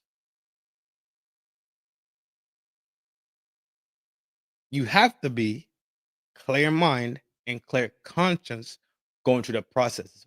Even when it comes to signing documents, signing contracts, those things are in there for a specific reason, saying that nobody's forcing you, you're doing this of your own free will, clear mind, no substance. So that means that it takes the liability away from the corporation or the courts. So he just can't be under the influence of anything going through this process. or for mistrial or an appeal. If somehow there's an adverse effect, he reacts, something happens, they could blame it on the medication and throw the whole case out. And that's a really slippery slope. There is very little reason to believe that he is medicated or sedated. And that's not coming from me. That's coming from friends of mine that I asked who would really know this kind of thing. Now we're going to move on and look at his reactions to some of the details of this case that are giving us quite a bit of information and this huge inconsistency in the way that this was reported that is so frustrating. But before we do me a huge favor, hit that subscribe button, turn the notifications on for more behavioral analysis and practical psychology content. And do me a huge favor and take a second to like this video because it really helps with the growth of the channel. We have filed a pretrial protective order on behalf of Erica Kirk. We would ask the court to review that. It should be in your queue, Your Honor, and sign that. Thank you. I have reviewed the pretrial protective order and will be issuing this pretrial protective order in favor of Erica Kirk. Is there any other business that we need to address today, counsel? Just for the court's information, we did file just recently within the last few minutes a notice of intent to seek the death penalty that was filed by Utah County Attorney Jeff Gray. So that should be in the court's file. Okay, so this one's going to be quick, but notice what happens with his eyes when Erica Kirk is brought up. That is Charlie Kirk's wife, now widow. And you'll notice with Tyler, the moment that the name is brought up, his eyes go to the left like this. And this is something he very often does when he's trying to recollect or remember data. So often when dates come up, notice how his eyes go to the left, or when people come up, he does this as well. And I know there are a lot of sources that say like, oh, this way is real recall. So when you see someone, go that way, it's a lie. And this way, I don't really know. But all that has been disproven. Even the people who first said that in a book were like, no, it's really not reliable and you need baseline. So yes, if you know that someone every time they recall go this way and now all of a sudden they're going that way, you can ask yourself some questions, especially if there's other stuff going on, but there is no consistent pattern that has shown that this always means truth, that always means deception. Think about it. If that was the case, trials or interrogations would take seconds, not days or weeks, because the moment somebody went the way whatever lie is, that's it. They're lying, end of story. Now, in this case, immediately after that, after this left movement, he comes back for a little bit and then the eyes go downwards like this. And again, this is associated to some kind of negative emotion. And it's a really good example here of an emotion, but again, not being 100% sure what that emotion is connected to because he's not talking. So we don't know exactly what's in his head because what's being discussed is the protective order against Erica Kirk. So is this negative feeling towards Erica Kirk? Is it towards the protective order? Is it towards what happened to her, the position she's in? It's really hard to know, but there is a moment of negative there. The thoughts go downwards. Now notice what happens when the prosecutor says that they just filed a couple of minutes ago a request to go after the death penalty. And if we look at Tyler, all we see is that upwards bob like this. And this is where I love behavioral analysis because we looked at the details of his head bobs and we know that acknowledgement is more like this. And this tends to happen in negative moments. So we could see that there and go, okay, it's happening again. But besides that, there really isn't much going on with him. Like imagine if you were on trial and the prosecutor said for the first time that they're going to go after the death penalty. You would expect some kind of reaction to that, right? Eyes opening up in fear, looking around, some kind of pacifier, adapter, like, oh my God, they're going after the death penalty. And with him, we're just getting this upwards nod, which we know he often does in negative moments. But besides that, like he's keeping it together pretty well. So I don't know what that is. Is it that he doesn't care? Is it that he doesn't want to show weakness, that he's keeping it together like really well? Besides the slight nod that we know is negative because we've been watching him really close. I don't really know what this is, but he's keeping it together pretty well. The defendant, Tyler James Robinson, committed criminal homicide in the physical presence. I like the fact that he brought up things that we don't know to be absolute true. And he also explained why it's not absolutely true. And that behavior has a lot of differences and a lot of different people. But what you remember he keeps going back to is the baseline that was created on spot. So he created the baseline. So now he has what you call a foundation to build on. Without a baseline, it's pretty much me, motherfucking Pete, Kofa, Messi, Reaper, and them in the room talking shit and laughing, and we trying to read each other. We trying to read each other's physical, subconscious reactions to things, right? Without having a baseline to it. The genius part about this was he saw the baseline and created it. So from that point, it's only up from there, which means that he has hard points of data to put floor one on top of that. And then as it goes on, he could put the second floor on it. As it goes on, he could put the third floor on it because his foundation is solid and true. Simply based on him having a good foundation of his behavioral patterns to how he responds to negativity, right? Stimuli or positive stimuli, which clearly means that you need the foundation of each individual. Damn, this is a G from home. Damn. Fuck. Which means that between individuals, things are going to differ. Is there a certain setup, a certain, let's say, medium, a certain average? Of course there is. There's averages in everything. But he takes it to the next level and draws the foundation down, which is very, very, very fucking smart. I'm about to follow this guy. Of a child younger than 14 years of age, with knowledge that a child was present and that may have been seen or heard the commission of the criminal homicide, victim targeting enhancement in violation of Utah Code annotated 76-3-203.14, sub 2, Tyler James Robinson intentionally selected Charlie Kirk because of Tyler James Robinson's belief or perception regarding Charlie Kirk's political expression. That concludes reading the information. Mr. Robinson, this case is set for September 29th at 10 a.m. There will be a waiver hearing. So there isn't much to talk about here. And that's the whole point, that there isn't much to talk about. Throughout the reading of the charges, he was very, very stoic. And I first saw this in short form on social media, I think Instagram. And I was looking at it and I was wondering, that the clip that I saw, was this a picture of him while the judge is talking? Because there was stretches where we barely see anything out of him. So the event was mentioned, the children were mentioned, and throughout this entire thing, we're getting nothing. And all this is very interesting to me because there are a lot of theories out there. You know, some people believe he did this. Others believe he must have had some other people helping him with this. Some people believe he had nothing to do with this. But despite all that, whatever the case, I would expect to see some kind of emotional reaction to what's being said here. Like, for example, I know that almost anyone I've talked to about this event, regardless of where they fall on the political landscape, when they think about the children, Charlie Kirk's children being there and witnessing that, almost everyone gets a sad reaction to that. And anytime I think about it, I think about my own family, my own kid, and this kind of thing happening, and I get really sad about that as well. So, like, even whether he did this, whether he didn't do this, whether, you know, there was other people, why is there nothing happening when the kids are coming up? It's possible, it's very possible, whether somebody else advised him or he thought of this himself, that he's under the impression that he shouldn't react to anything because it could be an admission. So he told himself, just sit there, glaze over, give him nothing, because otherwise they can use it against you. Or those guys on YouTube will look at your body language, are going to be like, oh, look, there's guilt there, so he must have done this. So I don't know, maybe he's making a conscious effort to not give any reactions. And that's exactly where this gets really interesting and frustrating. And I discovered something that no one else has talked about, and I don't blame them, because what happened to me was very specific. So what happened is I first saw it on Instagram, and I said, wow, this guy's not giving him anything. And then when I was going to do this analysis, I went on YouTube and I searched for the whole footage, and I came across the version on ABC News. And as I was watching it, I saw something completely different. Watch this. Tyler James Robinson intentionally selected Charlie Kirk because of Tyler James Robinson's belief or perception regarding Charlie Kirk's political expression. That concludes reading the information. Mr. Robinson. Please tell me you noticed the difference. In this version, when the judge said that Tyler intentionally selected Charlie Kirk because of his belief or perception of Charlie Kirk's political expression, as he's saying that, as he's saying because of Charlie Kirk's political expression, we see Tyler nod downwards, the same way he does when he acknowledges things. And in that moment, I'm looking at that going, wait a second, like this whole time he was stoic, and this one moment during the slip up where he's going, yep, that's why I did it. Kirk's political expression. But there was a little voice in my head that was like, wait a second, I saw this on Instagram earlier, and he never acknowledged anything. I was looking specifically for that, so there's no way I would have missed that. So I took both clips. I took the ABC News one that I was watching that has tons of views online, and then I compared it directly to another one that I found that was from a news source in Salt Lake City, and I synced up the audio to where the judge is saying the same thing. And I looked at Tyler, and it wasn't the same thing. In the local one, in the Salt Lake City one, all the charges are read. He doesn't react. And then when the judge says that concludes the charges or whatever, when he's done, when he's concluded, that's when we see the acknowledgement like this. So Tyler goes, good, okay, we're done. I get it, acknowledge. So I'm going to play them side by side. I'm going to show you this clip. And on the right, the little box, that's ABC News. And you'll even hear that the audio is synced. And on the left is the one from the news station from Salt Lake City. And look at when that nod hits. On ABC, it's an acknowledgement to the charge. On the Salt Lake City one, it's an acknowledgement to we've concluded. Because of Tyler James Robinson's belief or perception regarding Charlie Kirk's political expression. That concludes reading the information.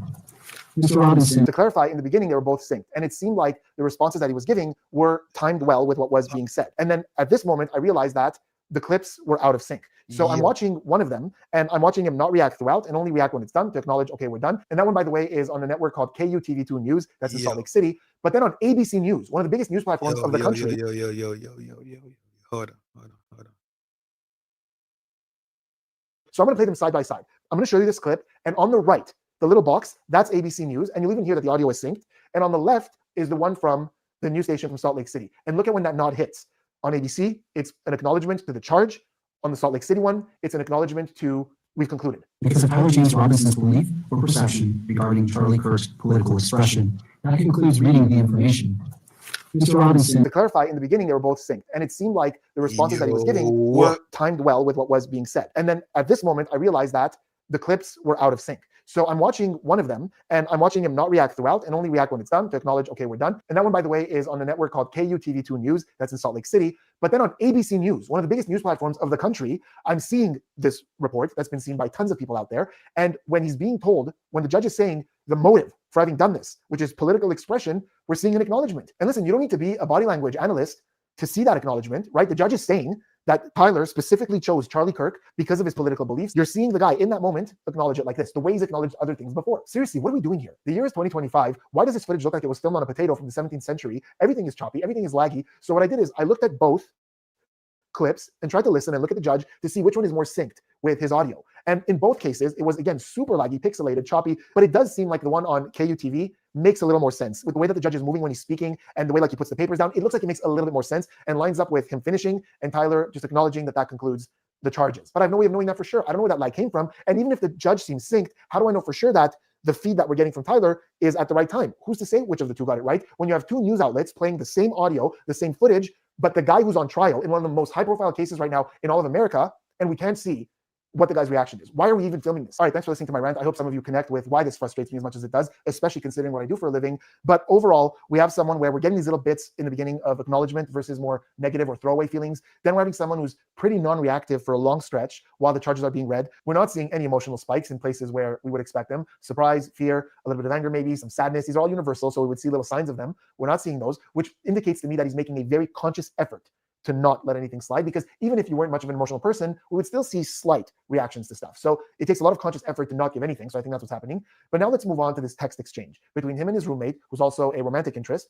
And a lot of people are talking about this text exchange and some weird elements to it. So let's go through them, and I'll kind of highlight a couple of things that's out there people are talking about that I agree with, and then some other things that I noticed that are very bizarre to me from a behavioral standpoint about these texts. Okay, so the roommate's name is reportedly Lance Twiggs, and these are their texts. And on some news sources, it's presented like actual texts.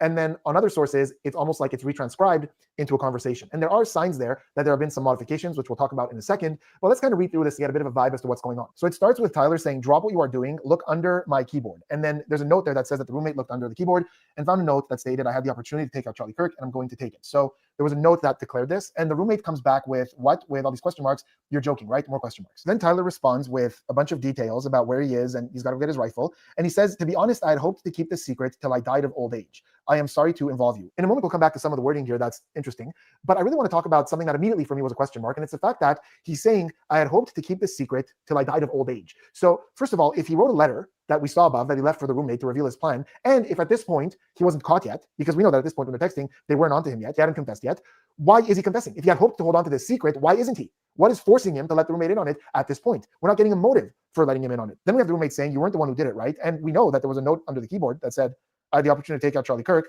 Now on the news, Charlie Kirk, has been shot. And the roommate is asking, you weren't the one who did it, right? But this is fine. This can be just like, they're in denial, they're uncertain, whatever, I'll let that go. And he goes, I'm sorry. And then the first question the roommate asks is, I thought they caught the person. There's no, oh my God, are you okay? Holy shit, where are you? What's going on? There's no panic. For somebody who started with that many question marks, right? So this is someone who's explosive, expressive. Now they're just asking these simple questions that are even about to get reduced to one-word questions. It's kind of inconsistent. Why isn't that panic continuing? Then Tyler responds with a mini novel with details about what his plan was and, what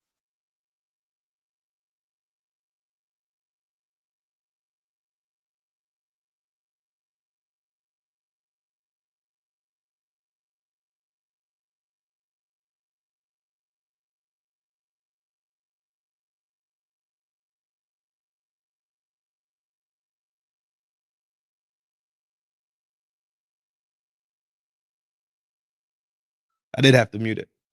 You saying what would my response be if they came to me and told me that they were sorry about what happened to Kirk?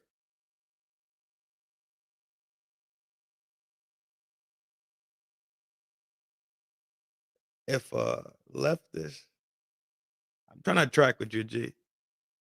Oh, just a random person. Well, obviously the person is random, but what are they referring to when they said, I'm sorry for what happened?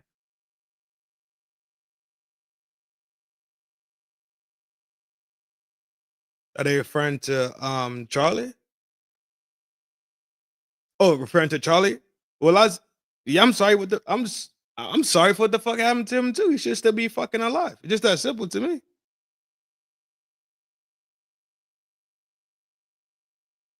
It's just that simple. It wouldn't, dog. Charlie Kirk is an amazing segue point. That's why I get bummy. That's why I'm getting bummy.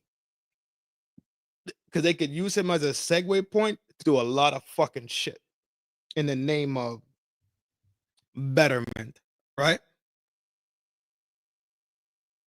But nobody, I'm gonna say it again, because I know you're new here. I know you're new here. I know. Nobody should be removed from this dimension simply because they think differently and they live their life as a black man, a white man, an Asian woman, an Indian woman, a fucking it doesn't matter. I don't know what Charlie Kirk's whole life was like. I don't know anything about Charlie Kirk per se in his personal life. And I watch his videos, I've been to who Charlie Kirk was. But to be removed from this dimension simply because somebody is hyper emotional and wanted to make a trip. Nope, no, not yet. But somebody wanted to make a statement that he is hateful and he can't be negotiated with, etc., etc. That shit don't make fucking sense, bruh. And if he is a fucking racist, like they want to just cast on him, right? A racist, a anti LGBT, anti what they call it? Anti-Semite. All these things they want to cast on him, dog. That man should still be alive today. So it doesn't fucking matter. Because at the end of the day, he's not gonna be the fucking first one, he's not gonna be the last one. So what you mean to tell me that is it's okay to fucking run around here with rifles clapping shit the fuck up simply because we have difference of fucking opinion. Like difference of opinion started happening fucking yesterday. Did we really just walk into a new fucking world where difference of opinion happened recently and now our only comprehension of it is to wash that shit? Bro, stop, bro. Stop. I'm not going for none of that shit, dog. Not near one fucking time. Because my dogs and them go out there, my dogs get jiggy to make sure that the rights on this fucking planet, the rights on this fucking land is secured. So when they out there fighting motherfuckers with battle rattle on, ducking in between fucking buildings, eating fucking MREs, don't know if they're gonna really fucking wake up the next fucking day to make sure that shit in America and the rights of the people in America and the Americans have those fucking rights protected and fucking reserved. Fuck that. Fuck him. I don't give a fuck. You cannot ever in your motherfucking life bring this shit to me in no other fucking way. That man should still be alive because his rights are protected just like the other person's rights was fucking protected when that big head blockhead bitch went up there and said, you, how did you feel? You got a stick up your ass shirt. Sorry, hold on. My bad. How does it feel, Johnny? Because he's acting like he got a fucking stick up your fucking ass. I heard you want some big black pipe.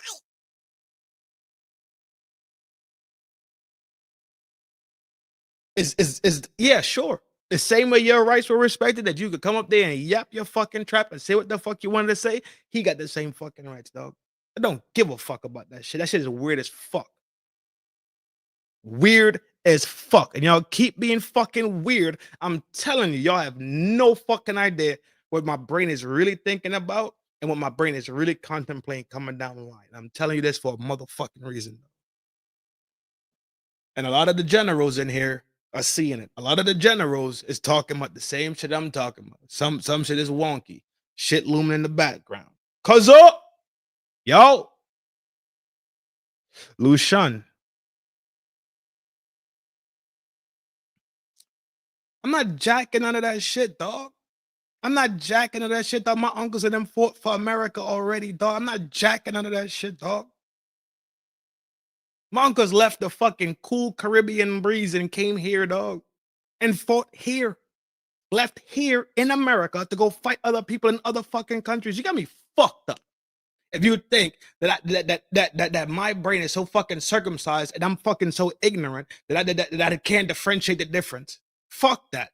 That man should fucking be alive. His kids should be able to see him when he comes home and fucking and hug his leg and kiss his fucking wife and go to fucking bed. But motherfuckers want your rights to stop when they want to activate their fucking rights. I got the right to own a strap. That's right. But you know what you also have the fucking thing to do? You should have the fucking fortitude and the mental resolution to not be an emotional type of fucking cunt and go drop somebody because you want to date somebody that's, man, get the fuck out of here, dog.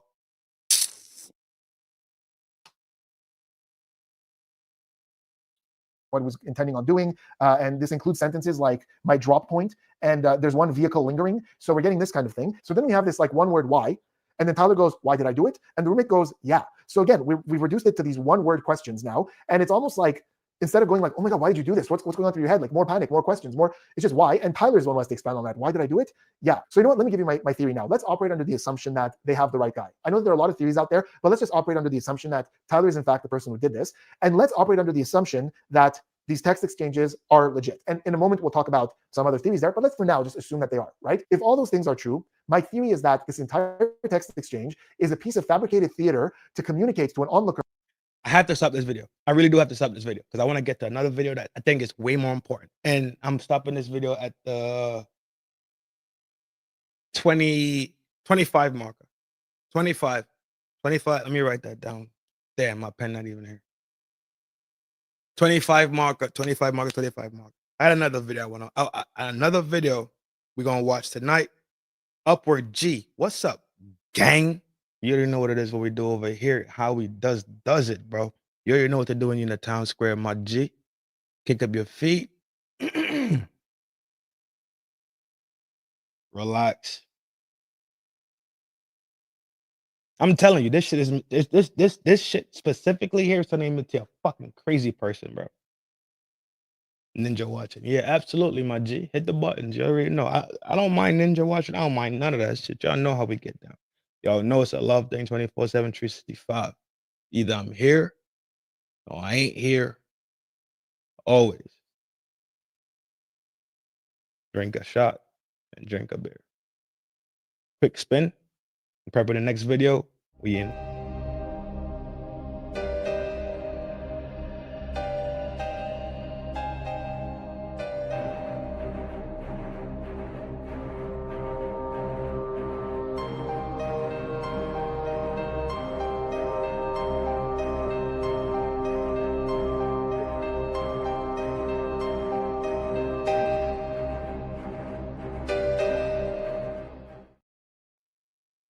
One day, I got my music file sent to me recently. So one day I'll let y'all listen to my music file, the music that I make. One day. So then I could tell Kofa he don't want no smoke in the boot with me. You hear me? Tell Kofa, put your little notebook up, dog.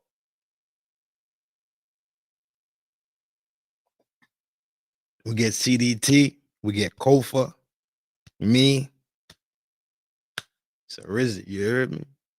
But Kofa, I gotta tell you, put your little notepad away, dog. You don't want none of this Trinidadian rapping vibes, bro. I actually think that'd be absolutely dope, though. Low key, I think that'd be fucking cool as fuck if we get together and one of those hangouts, like the Vegas hangout, somebody brings a setup and we just start blazing tracks, dog. That shit'd be dope.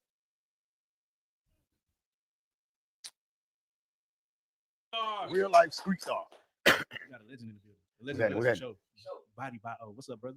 Black John Wick, man, what's going on? Black John Wick. Yeah. Is it loud enough? Before we get all into that, how you been, brother? Man, I've been good, man. Life is amazing. I can't complain a bit, man. Yeah, man, you looking good, bro. Appreciate it. Stunning. Appreciate it. I don't know if we ever appreciated his beard and how stunning. You haven't, but it's okay. So all guys in the room, we're gonna focus. All right. Just want to give you flowers. Charlie Kirk. Appreciate it. Yeah, Charlie Kirk. He was killed. Everybody keeps saying assassinated. I'm finding it hard to say assassinated. Yeah. But Charlie Kirk was killed at a rally that he was doing, Turning Point USA, one of his rallies, by a sniper. 22-year-old. A 22-year-old male. Okay. What are your thoughts? First, before we even go into that, what are your thoughts on Charlie Kirk? I'll sum it all up, man. Charlie Kirk lived and died by the First Amendment via the Second Amendment. And there we have it, folks. Nothing else to see here. He said what he said. Not everything he said was wrong, but the way he said it was to incite, a certain base, to get a rise out of certain people. You know what I mean? It's 2025. We can't look at the Kirk situation and be up in arms if we want to maintain the First Amendment. You have the legal right to say whatever you want to say. That means you won't get arrested for saying anything that you say. However, outside of, fire or bomb or something like that. But you got to understand the court of public opinion and everybody else's feelings on what you say, they're responsible. That has nothing to do with the judicial system. You said what you said. People didn't like what you said, and they do what people do in America when you say something they don't want to hear you say. Now, do you feel like anybody's opinion or should warrant that type of response with death? I love that question. I don't think anyone's opinion should be met with violence. However, we have to be extremely careful. Now we're talking about the First Amendment. In the event you want to put a stop to all violence towards anything that's anybody's opinion, contrary to popular opinion, well, one way to do that is put away with First Amendment. There are several countries, many countries on the planet, around the globe, that don't allow you to say whatever you want to say. So freedom comes at a cost, okay? And that's one of the costs. If you want to be able to say what you want to say without legal consequence, there's the First Amendment. You want to be able to legally carry your firearm. Well, there's that consequence as well. Hey, yo, shout out to Kofa for going out there, putting on that fucking uniform and defending shit. Shout out to all the motherfucking military homies in there. I think Blade was in that one time too. Nat, and Tat, Seattle Vet, fucking Snow Brother family, Wayne Lundy, Messi's family, I'm trying to remember everybody. At one time that I seen post some shit about being a vet. For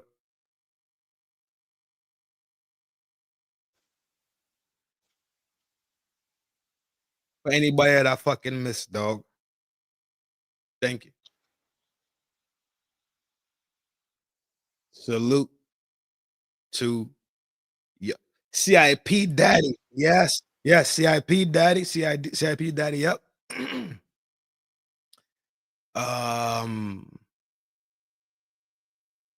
It's more. It's a lot more. It's a lot more. Either way, thank you, dog. Thank you. This is fucking simple. Thank you for fucking going and doing the heavy lifting out this bitch. You smell me?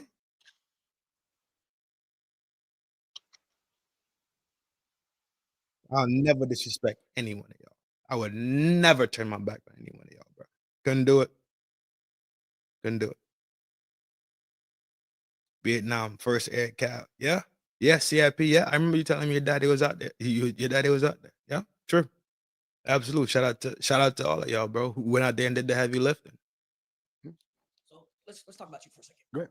How would you have protected Charlie Kirk? Well, security is a big thing. And I'll say it this way. The first person I said this to was a pastor many, many years ago. If you're going to stand on the microphone and say things that you know are going to offend people, you better have security. It's just that simple. Should he have had security? Absolutely. Should he have had somebody watching all the rooftops within line sight? Absolutely.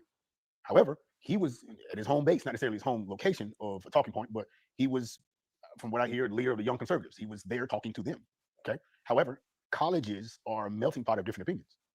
And this 22-year-old took advantage of that and did what he did. He felt that everybody in the area was pro Kirk, so there was no reason to do the sweeps prior to, which is why the 22-year-old was able to get on the roof. So there's a lot of conspiracy theories. Of course. People next to him holding a hat, putting their hat Absolutely. down Absolutely. with the film and all that stuff. Could that have been any signal? You feel? It could have been. It's 2025, right?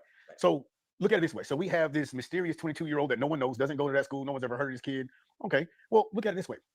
We know that if we want to start a quote unquote civil war, that's where everybody's going, right? We're gonna start a civil war. You really can't do that on a black campus. Not that the black campus was going to be any more violent, but black people aren't known to take up arms and go against the government. White people, on the other hand, that's a different conversation.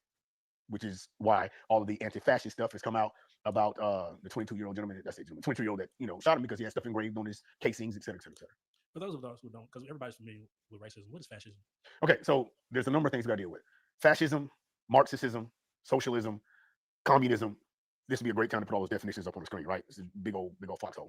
Now, we don't know if he was communist, socialist, or Marxist, right? But we do know that he was calling Kirk a fascist, which is what they call Donald Trump, which is what they call most conservative Republicans. Okay, we get into the economics of the differences. That's the whole foxhole. We got time for today. Please look that up. That's very, very important. Reading is definitely fundamental. Look those definitions up. You see different political ideologies, and it challenges people. Okay, now I'm sure the next question you're going to ask is about the things that he said specifically. Okay, one thing. You know what? Answer your question. I'm sorry. Go ahead. Ask your question. No, you go ahead. Well, I don't have the definition right in front of me. No. What were you going to say? Well, aside from that, so one big thing with the things that he said specifically, if I see a black pilot under the ideals of DEI, I'm going to hope he's qualified. For sure. Now, okay, You're a black. Because you're a black. I'm a black pilot, right? So when he said that, I immediately started to understand what he was doing in the moment. All he was trying to do was get a rise. Right. Okay. When you're up in a space like that and you have your base and you're trying to coddle your base, you're trying to feel your base, you're going to say things that they like to hear. Well, they're anti-DEI. Okay. They're going to say, well, the ignorant is going to say, well, I hope this pilot is qualified. Well, DEI is not about the qualification. DEI is about the hiring to get the job. You see what we did there? DEI put everybody in a space, everybody who did not understand, everybody who did not read, it says, oh, well, we're just going to pick black people or not white people for this particular job. Well, DEI wasn't about the qualification because guess what? Passing the FAA exam and passing the practicum is the same for everybody all the way up. If I got to do the same thing as any other pilot to go to get my commercial license, okay? So from there, now when I apply to American Airlines, Delta, you name it, insert company here, that's where the DEI comes into play. It's just like affirmative action, right? So I'll say it this way, the dumb people are gonna be like, see, if I see a black person, that means they not qualified, they were just picked for the job. No, those of us who are intelligent know the DEI has nothing to do with the qualification. It has everything to do with if that company will actually hire you. So for, what's the word for the, not necessarily, give me a minute. Just like affirmative action, they got to have a quota, a certain amount of people working for that company. That's it. They get federal grants and all that kind of stuff. That's all it is. Now, he had a lot of views about Martin Luther King. Absolutely. He said he was not a great person. Okay. How do you feel about that? I don't. And I'm gonna tell you why. He has the legal right to say whatever he want to say, and he said it. He got shot in the neck. Martin Luther King had the legal right to say whatever he wanted to say, and he said it. He got shot. Malcolm X. Hell, Tupac, Biggie. We can go on and on. This is America. So what I want to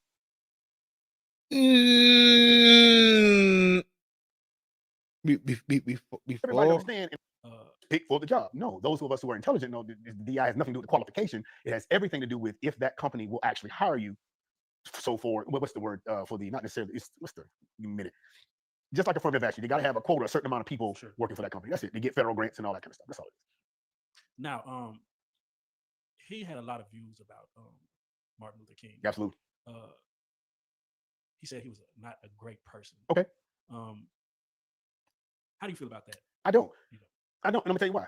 He has the legal right to say whatever he want to say, and he said it. He got shot in the shoulder, a certain amount of people working for that company. That's it. They get federal grants and all that kind of stuff. That's all it is. Now, he had a lot of views about Martin Luther King. Absolutely. He said he was not a great person. Okay. How do you feel about that? I don't. And I'm gonna tell you why. He has the legal right to say whatever he want to say, and he said it. He got shot in the neck. Martin Luther King had the legal right to say whatever he wanted to say, and he said it. He got shot. Malcolm X. Hell, Tupac, Biggie. We can go on and on. This is America. So what I want everybody to understand. No, Black John Wick. No. You mixing two things. Martin Luther King was a civil rights activist. So in the same sense, he was dancing in the political hemisphere. Charlie Kirk was also dancing in the political hemisphere due to his political beliefs, political allegiances, whatever. Biggie and Tupac. If I'm cutting you off too early, then easy day. Retract, keep it smoking. Tupac and Biggie were in a personal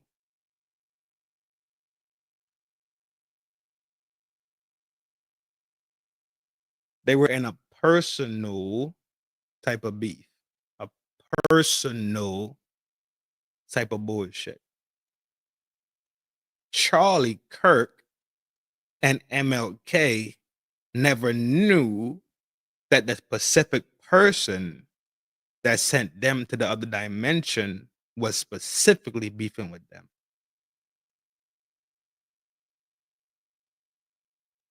So to have known beef is different, and you know the person you beefing with, completely different.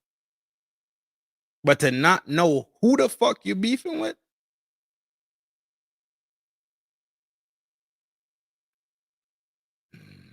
carry on. And I'm gonna say this, you know, like I'm upset. I hate to see my people getting up in arms about this dude that got shot.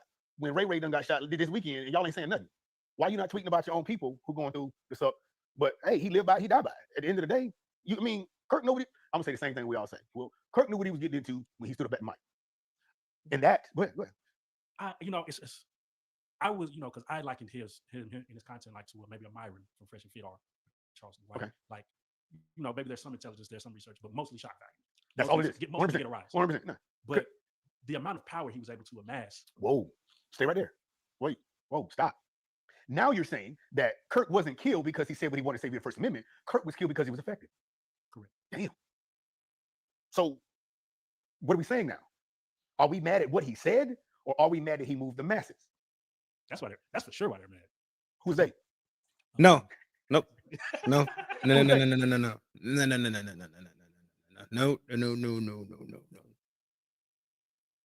This is where I disagree once again. He was removed from this dimension specifically by one person who had a personal, emotional, cowardly spirit. Regardless of how far his reach was,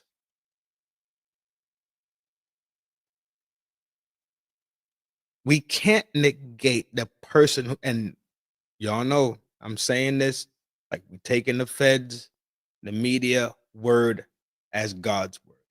That's, y'all know exactly what I'm talking about. His reach has nothing to do with why that cowardly emo punk pussy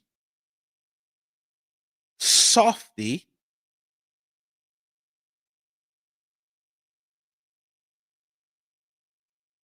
that motherfucker whose moral compass just keeps fucking spinning, that fucking hypocrite decided to get on a fucking roof and drop him from a average of 200 yards.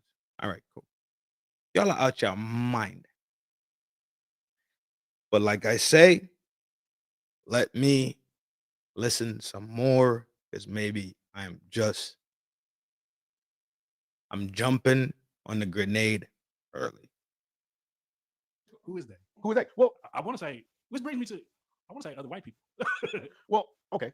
Who's leading the anti-fascist movement? Who is leading the anti-fascist? White people. White people, for sure. Who are the ones? What race of people make the black agenda happen? White people. I saw a clip of a video of white man fight back. Okay. And it was who are they fighting back against? I'm gonna say something right quick. But y'all said it best. MLK assassinated Mel. X assassinated Biggie and Tupac.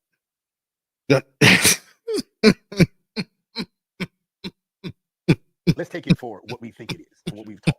we were taught that technically this is a white man's world. And black folks is getting to a point where they're getting too uppity, they're acquiring too much resources, and they're getting too much money, so we need to burn it down. Black Wall Street. Okay. In the event you believe that it is white destiny to be supreme over all races, and here you have this other race of people who were supposed to be under you for eternity are now pulling more weight than you. Well, anybody would be upset. I'm saying that because I'm on the winning side, right? Right. Okay. Go ahead. No. Go ahead. Go ahead. I wanted to say I wanted to talk about the shot, the actual shot. Okay. He was shot in the neck. Yep. Because he missed. Because he missed. Correct. So explain to like 520 feet. That's 173 yards, and you missed a headshot, 9 to 12 inches of target. You suck. But hey, it's the way the world works. And everybody who doesn't know anything about guns is going to say, "Oh my God, sniper! He had to be professional. He had to be trained." What? You sight the rifle in at 100 yards, bro. Your second target after sighting in your rifle in a good class is probably going to be about 200 yards. The average basic rifle course is going to take you out to 400 yards. I know children who shot deer at further distances. But because we want to get a reaction out of those who don't know, we're going to say things like, it's got to be a trained sniper. It's got to be a conspiracy theory. It's got to be, come on, man. It was a 30-06. He got his granddaddy gun. All right, next. Come on, man. What do we? So I hate to ruin your enthusiasm about it. Right. So basically, he just happened to be killed by a regular man. A 22-year-old kid that probably want to make a name for himself. Or a 22-year-old kid from nowhere that no one knows that the government planned to get him out of the way or to incite something bigger. It seemed like the gunshot hit him as soon as.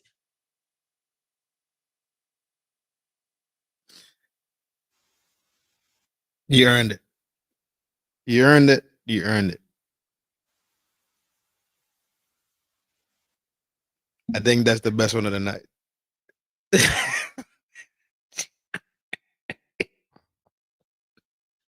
It hit him. How fast is that gun? He was shooting a 30-06, which was probably going to be 2,700 feet per second, which means the bullet was going to get there before the sound did. Yeah. Of course, it's supersonic. From dodging a sniper bullet. It's just not. Okay, so Warzone. It's a supersonic. The glare of the scope. Supersonic versus subsonic. That's what he's about to describe. That's what he said. The action of happened, especially at that distance before sound fires off. That's what he's describing right now. I have a couple of joints, and I have one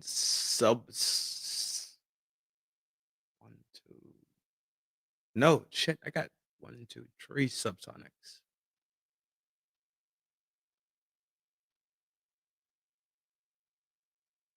Four. I have 4 subsonics. They are brutal. I'm telling you, they are brutal.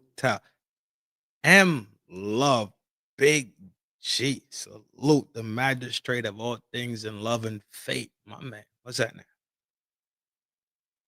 You about to talk about it's a whole lot of bullet grain and shell and all this other shit that goes into this fucking equation, man. In real life, that is the only. It's Call of Duty. Call of Duty. Warzone. You're not gonna see the glared sniper aim at you. You got time to move. No, it's not like that. If one, he was not expecting. No one was expecting this guy to be on the roof to do what he did. So the bullet hit him before his ears heard the bang. Absolutely. That's wild. Absolutely. That's just how it works in war. At that range, yes, of course. If you were looking down the scope of a rifle and you were taking a 200-yard shot on a hanging metal plate, you would see the plate move before you hear the ding. Because the sound's got to come back, right? The supersonic. It's a supersonic round. Yes, correct. Zigzag pattern. Is that a real thing? Like, I mean, if you see the glare from the scope, absolutely. Like if you get a text message from a sniper, it's like, "Yo, I'm on your ass." Then you got, come on, man. You know what I'm saying? But that's the power of a sniper. No one knows he's there. He also engraved anti-fascist statements. Yeah. Yes. Yeah. Is that something that people really do? Is engrave bullets? If you're Antifa, I'm sure. Right. You know, it's not. Here we go. It's not illegal to engrave what you want. We used to do that in Iraq when the jets would come through.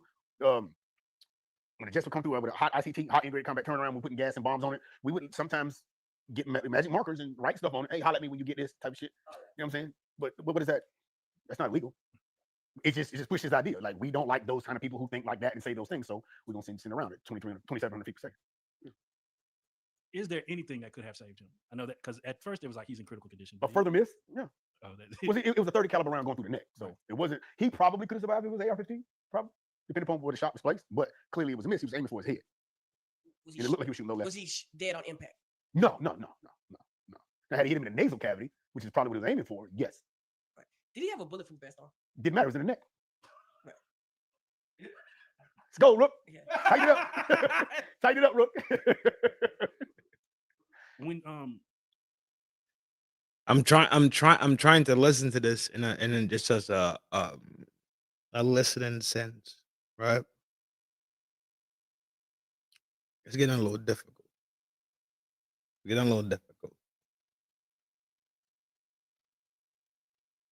When you talk about center body, why would you? Well, you would never aim, but like he just described earlier, something that's 9 to 12 inches in target mode, when you could hit something that's 24 and go straight for the center of it and knock somebody's.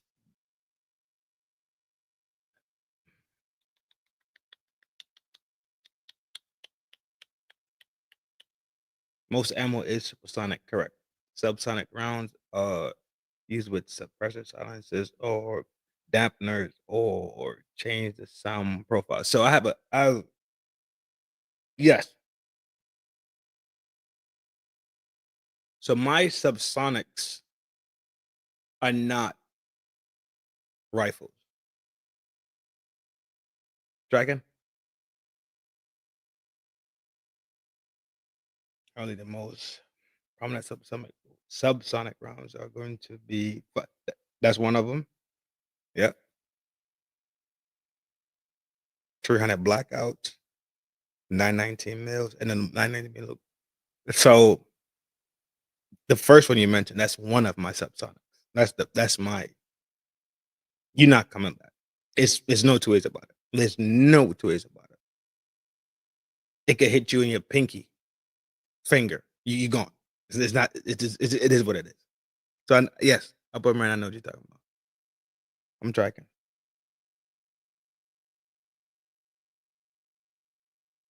My other subsonics are not.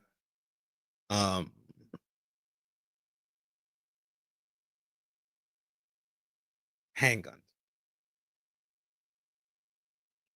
you see this lack of training, what could have been better about, what could he have done differently? Like, if this was actually this is a mission, let's just say this is a mission, right. Not that you would shoot anybody. No, absolutely not. But if this is what should have happened? What should have happened correctly? Here's what I think happened. I think he grabbed his dad's gun that was already sighted for 100 yards, okay? Or it was sighted for 200 yards, and he aimed directly right here. And because he didn't follow the holdover, okay, or hold under for that much, well, no, he completely hold over, because I think it was sighted for 100. He didn't compensate for that. He didn't hold over, so he just put the crosshair right here and went to the neck. Looks like a low left because he probably jerked it. Okay. I already said that part. His pull could have been all right, whatever the case is, right? But if we think that the screwdriver that was found on the scene was how he put the scope back on the rifle when he mounted it back to the rail, right?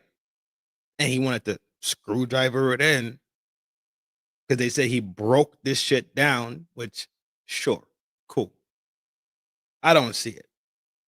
I see him having a screwdriver to load the scope on the rail. And even then, you don't need a screwdriver to put the scope on the rail, to be honest. I do it with my fingers all the time. But if the scope was separated from the rifle and it was in his backpack and he was going up the stairs, he could have rattled the scope and took the scope out of alignment. I still think that Copa theory is probably the best one. Body mass. It went to the body. It went to the center mass of the body. Ricocheted, turned into a tumbler, and right, we've seen what the aftermath was. At a distance, you will always aim. At that distance, you always center mass as you will have more positive, correct, harder to hit that. I agree. Yeah, I absolutely agree. I'm not. I don't. After me and Kofa hashed it out the other day when we was on live, I said that made more sense. No, that made way more sense. I agree with that theory. He went center of mass. That's why ricocheted. Kofa brought it up. And I was like, you know what? Yes, that makes way more sense. More target area. You smell me? Than going straight for. Yes, I agree. I do agree. Nothing else to see here, folks. It's really not that serious. What do you think about the president lowering the flags to center mass? Yeah. Okay. So here we go. And I want to make sure my people hear this. The response the world has to anything bad happening is indicative to where that person is in society. You with me? What kind of impact did that individual have on society as a whole, good or bad? Fair? There are people that say Tupac and Biggie were bad people. The world moved when they died. Upward. If the scope is off, then the scope is off, though. But he would still be able to hit center mass. He didn't drop the scope 3 feet.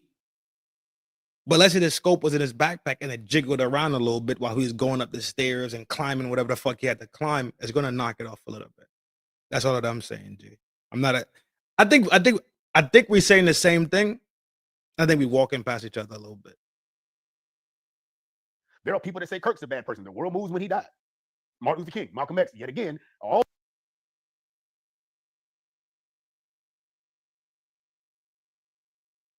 the other people who got shot. Fair? Sure. So we as a people have to start understanding we need more people in place who are going to be of impact.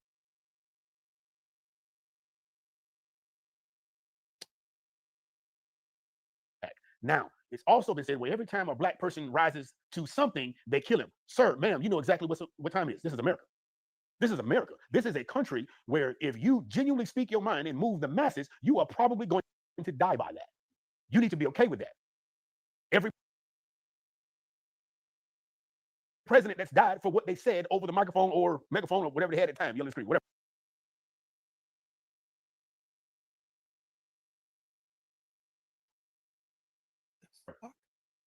Right? But again, this country's First Amendment, is freedom of speech, which means you will not go to jail for speaking your opinion on any topic. Sure. Now, whether or not the people agree to adhere to the law, of murder or whatever, then that's a risk you take. It's a risk in every career field, bro. He do that. You know that. That's exactly why I think a lot of us black folks are afraid to go to that level. Right.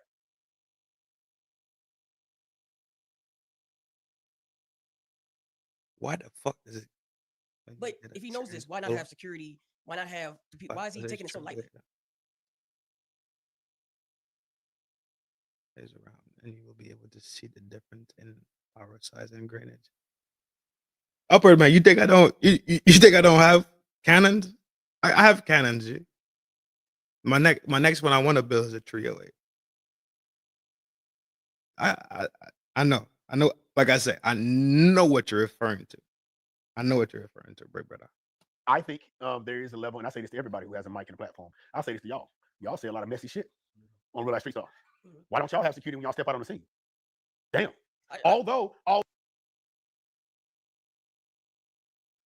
So now StreamYard on the StreamYard. Got it. Right on cue. Huh? Although in most cases you appear to have a neutral bias. Right. You heard what I said? I didn't say neutral stand, I said neutral bias. I still got that shit on me though. Like, do you understand what I'm saying? Yeah. But you can only have so much based on your level of comfort for where you're going and what you're doing. Right.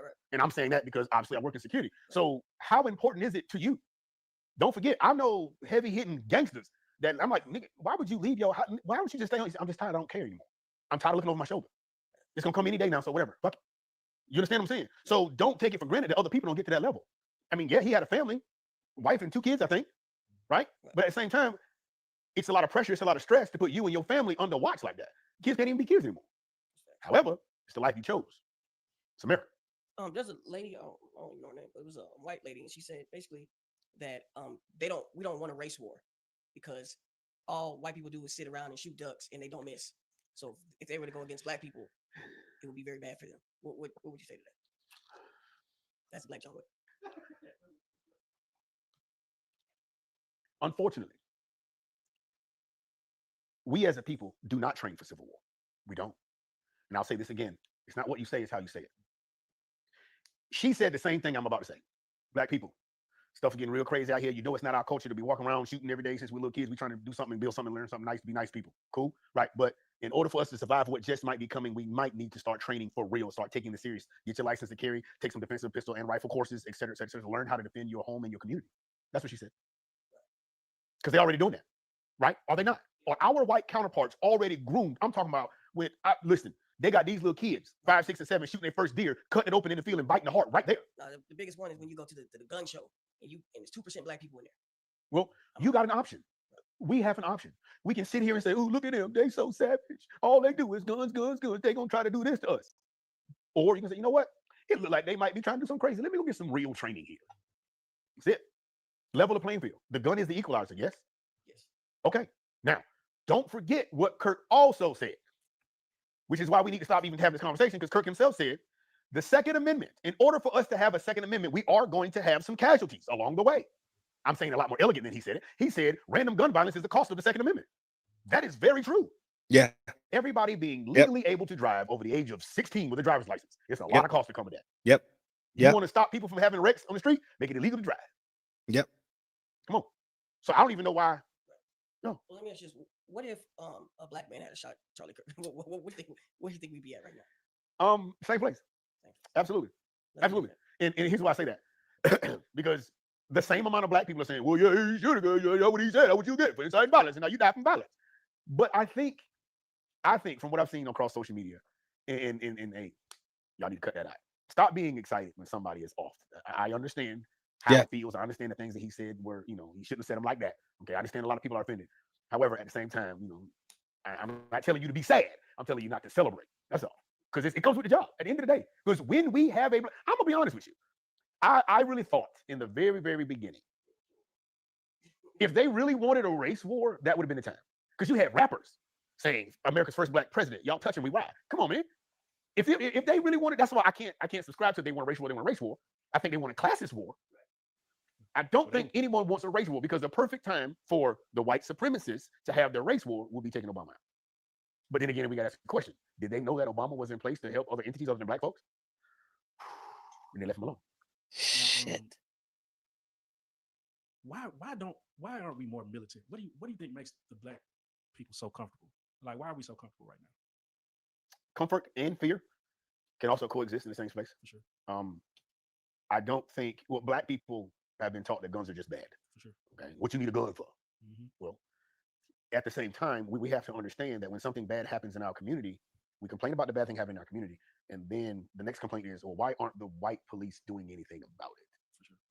After we've already burned the bridge with quote unquote white supremacist police. Okay. Now, when they throw their hands up and say, hey, we're just going to let them govern themselves and let them do whatever they want to do, we're not going to get involved.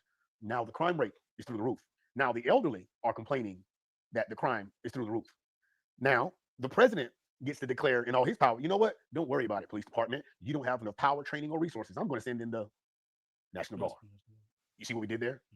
So you got to pick, you got to choose your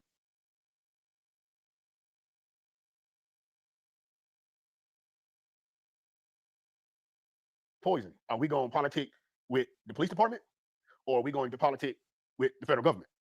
Okay? Because clearly no one's trying to step up so we can police ourselves. And those who have, well, then we found some flaws there.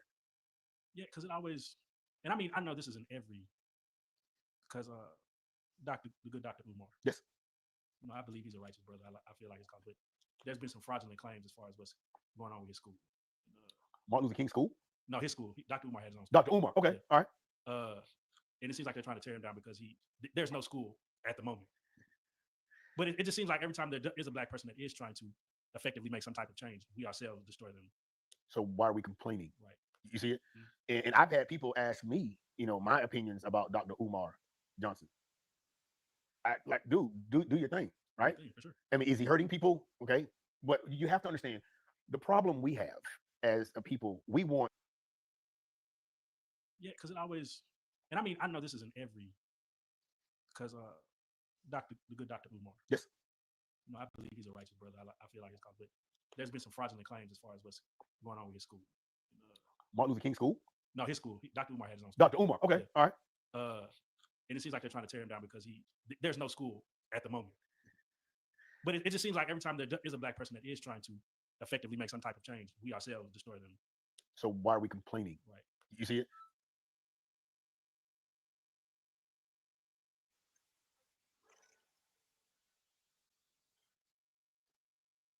Gang, that is it for tonight. Finish this up. This is half the video. I think we had half. Finish this video up. Yo, dog, y'all know how we get down. Y'all know what it is when you come to the town square. Y'all know it's a love thing. 24/7, 365. Y'all know for sure. I tell you all the time, because these things are very important to us, right? We have to love ourselves so we can love the people that surround us. At the same time, to be there for those people, you have to take care of yourself. But then, in turn, you can take care of those people that are around you. Live a life of love and compassion. Don't be soft. Don't be a nice man. Always be a good man. This is Trin with FDNHT. Y'all know how I get down. Peace, power, and prosperity. Big salute to the generals. Big salute to the MSD lovelies. Y'all know.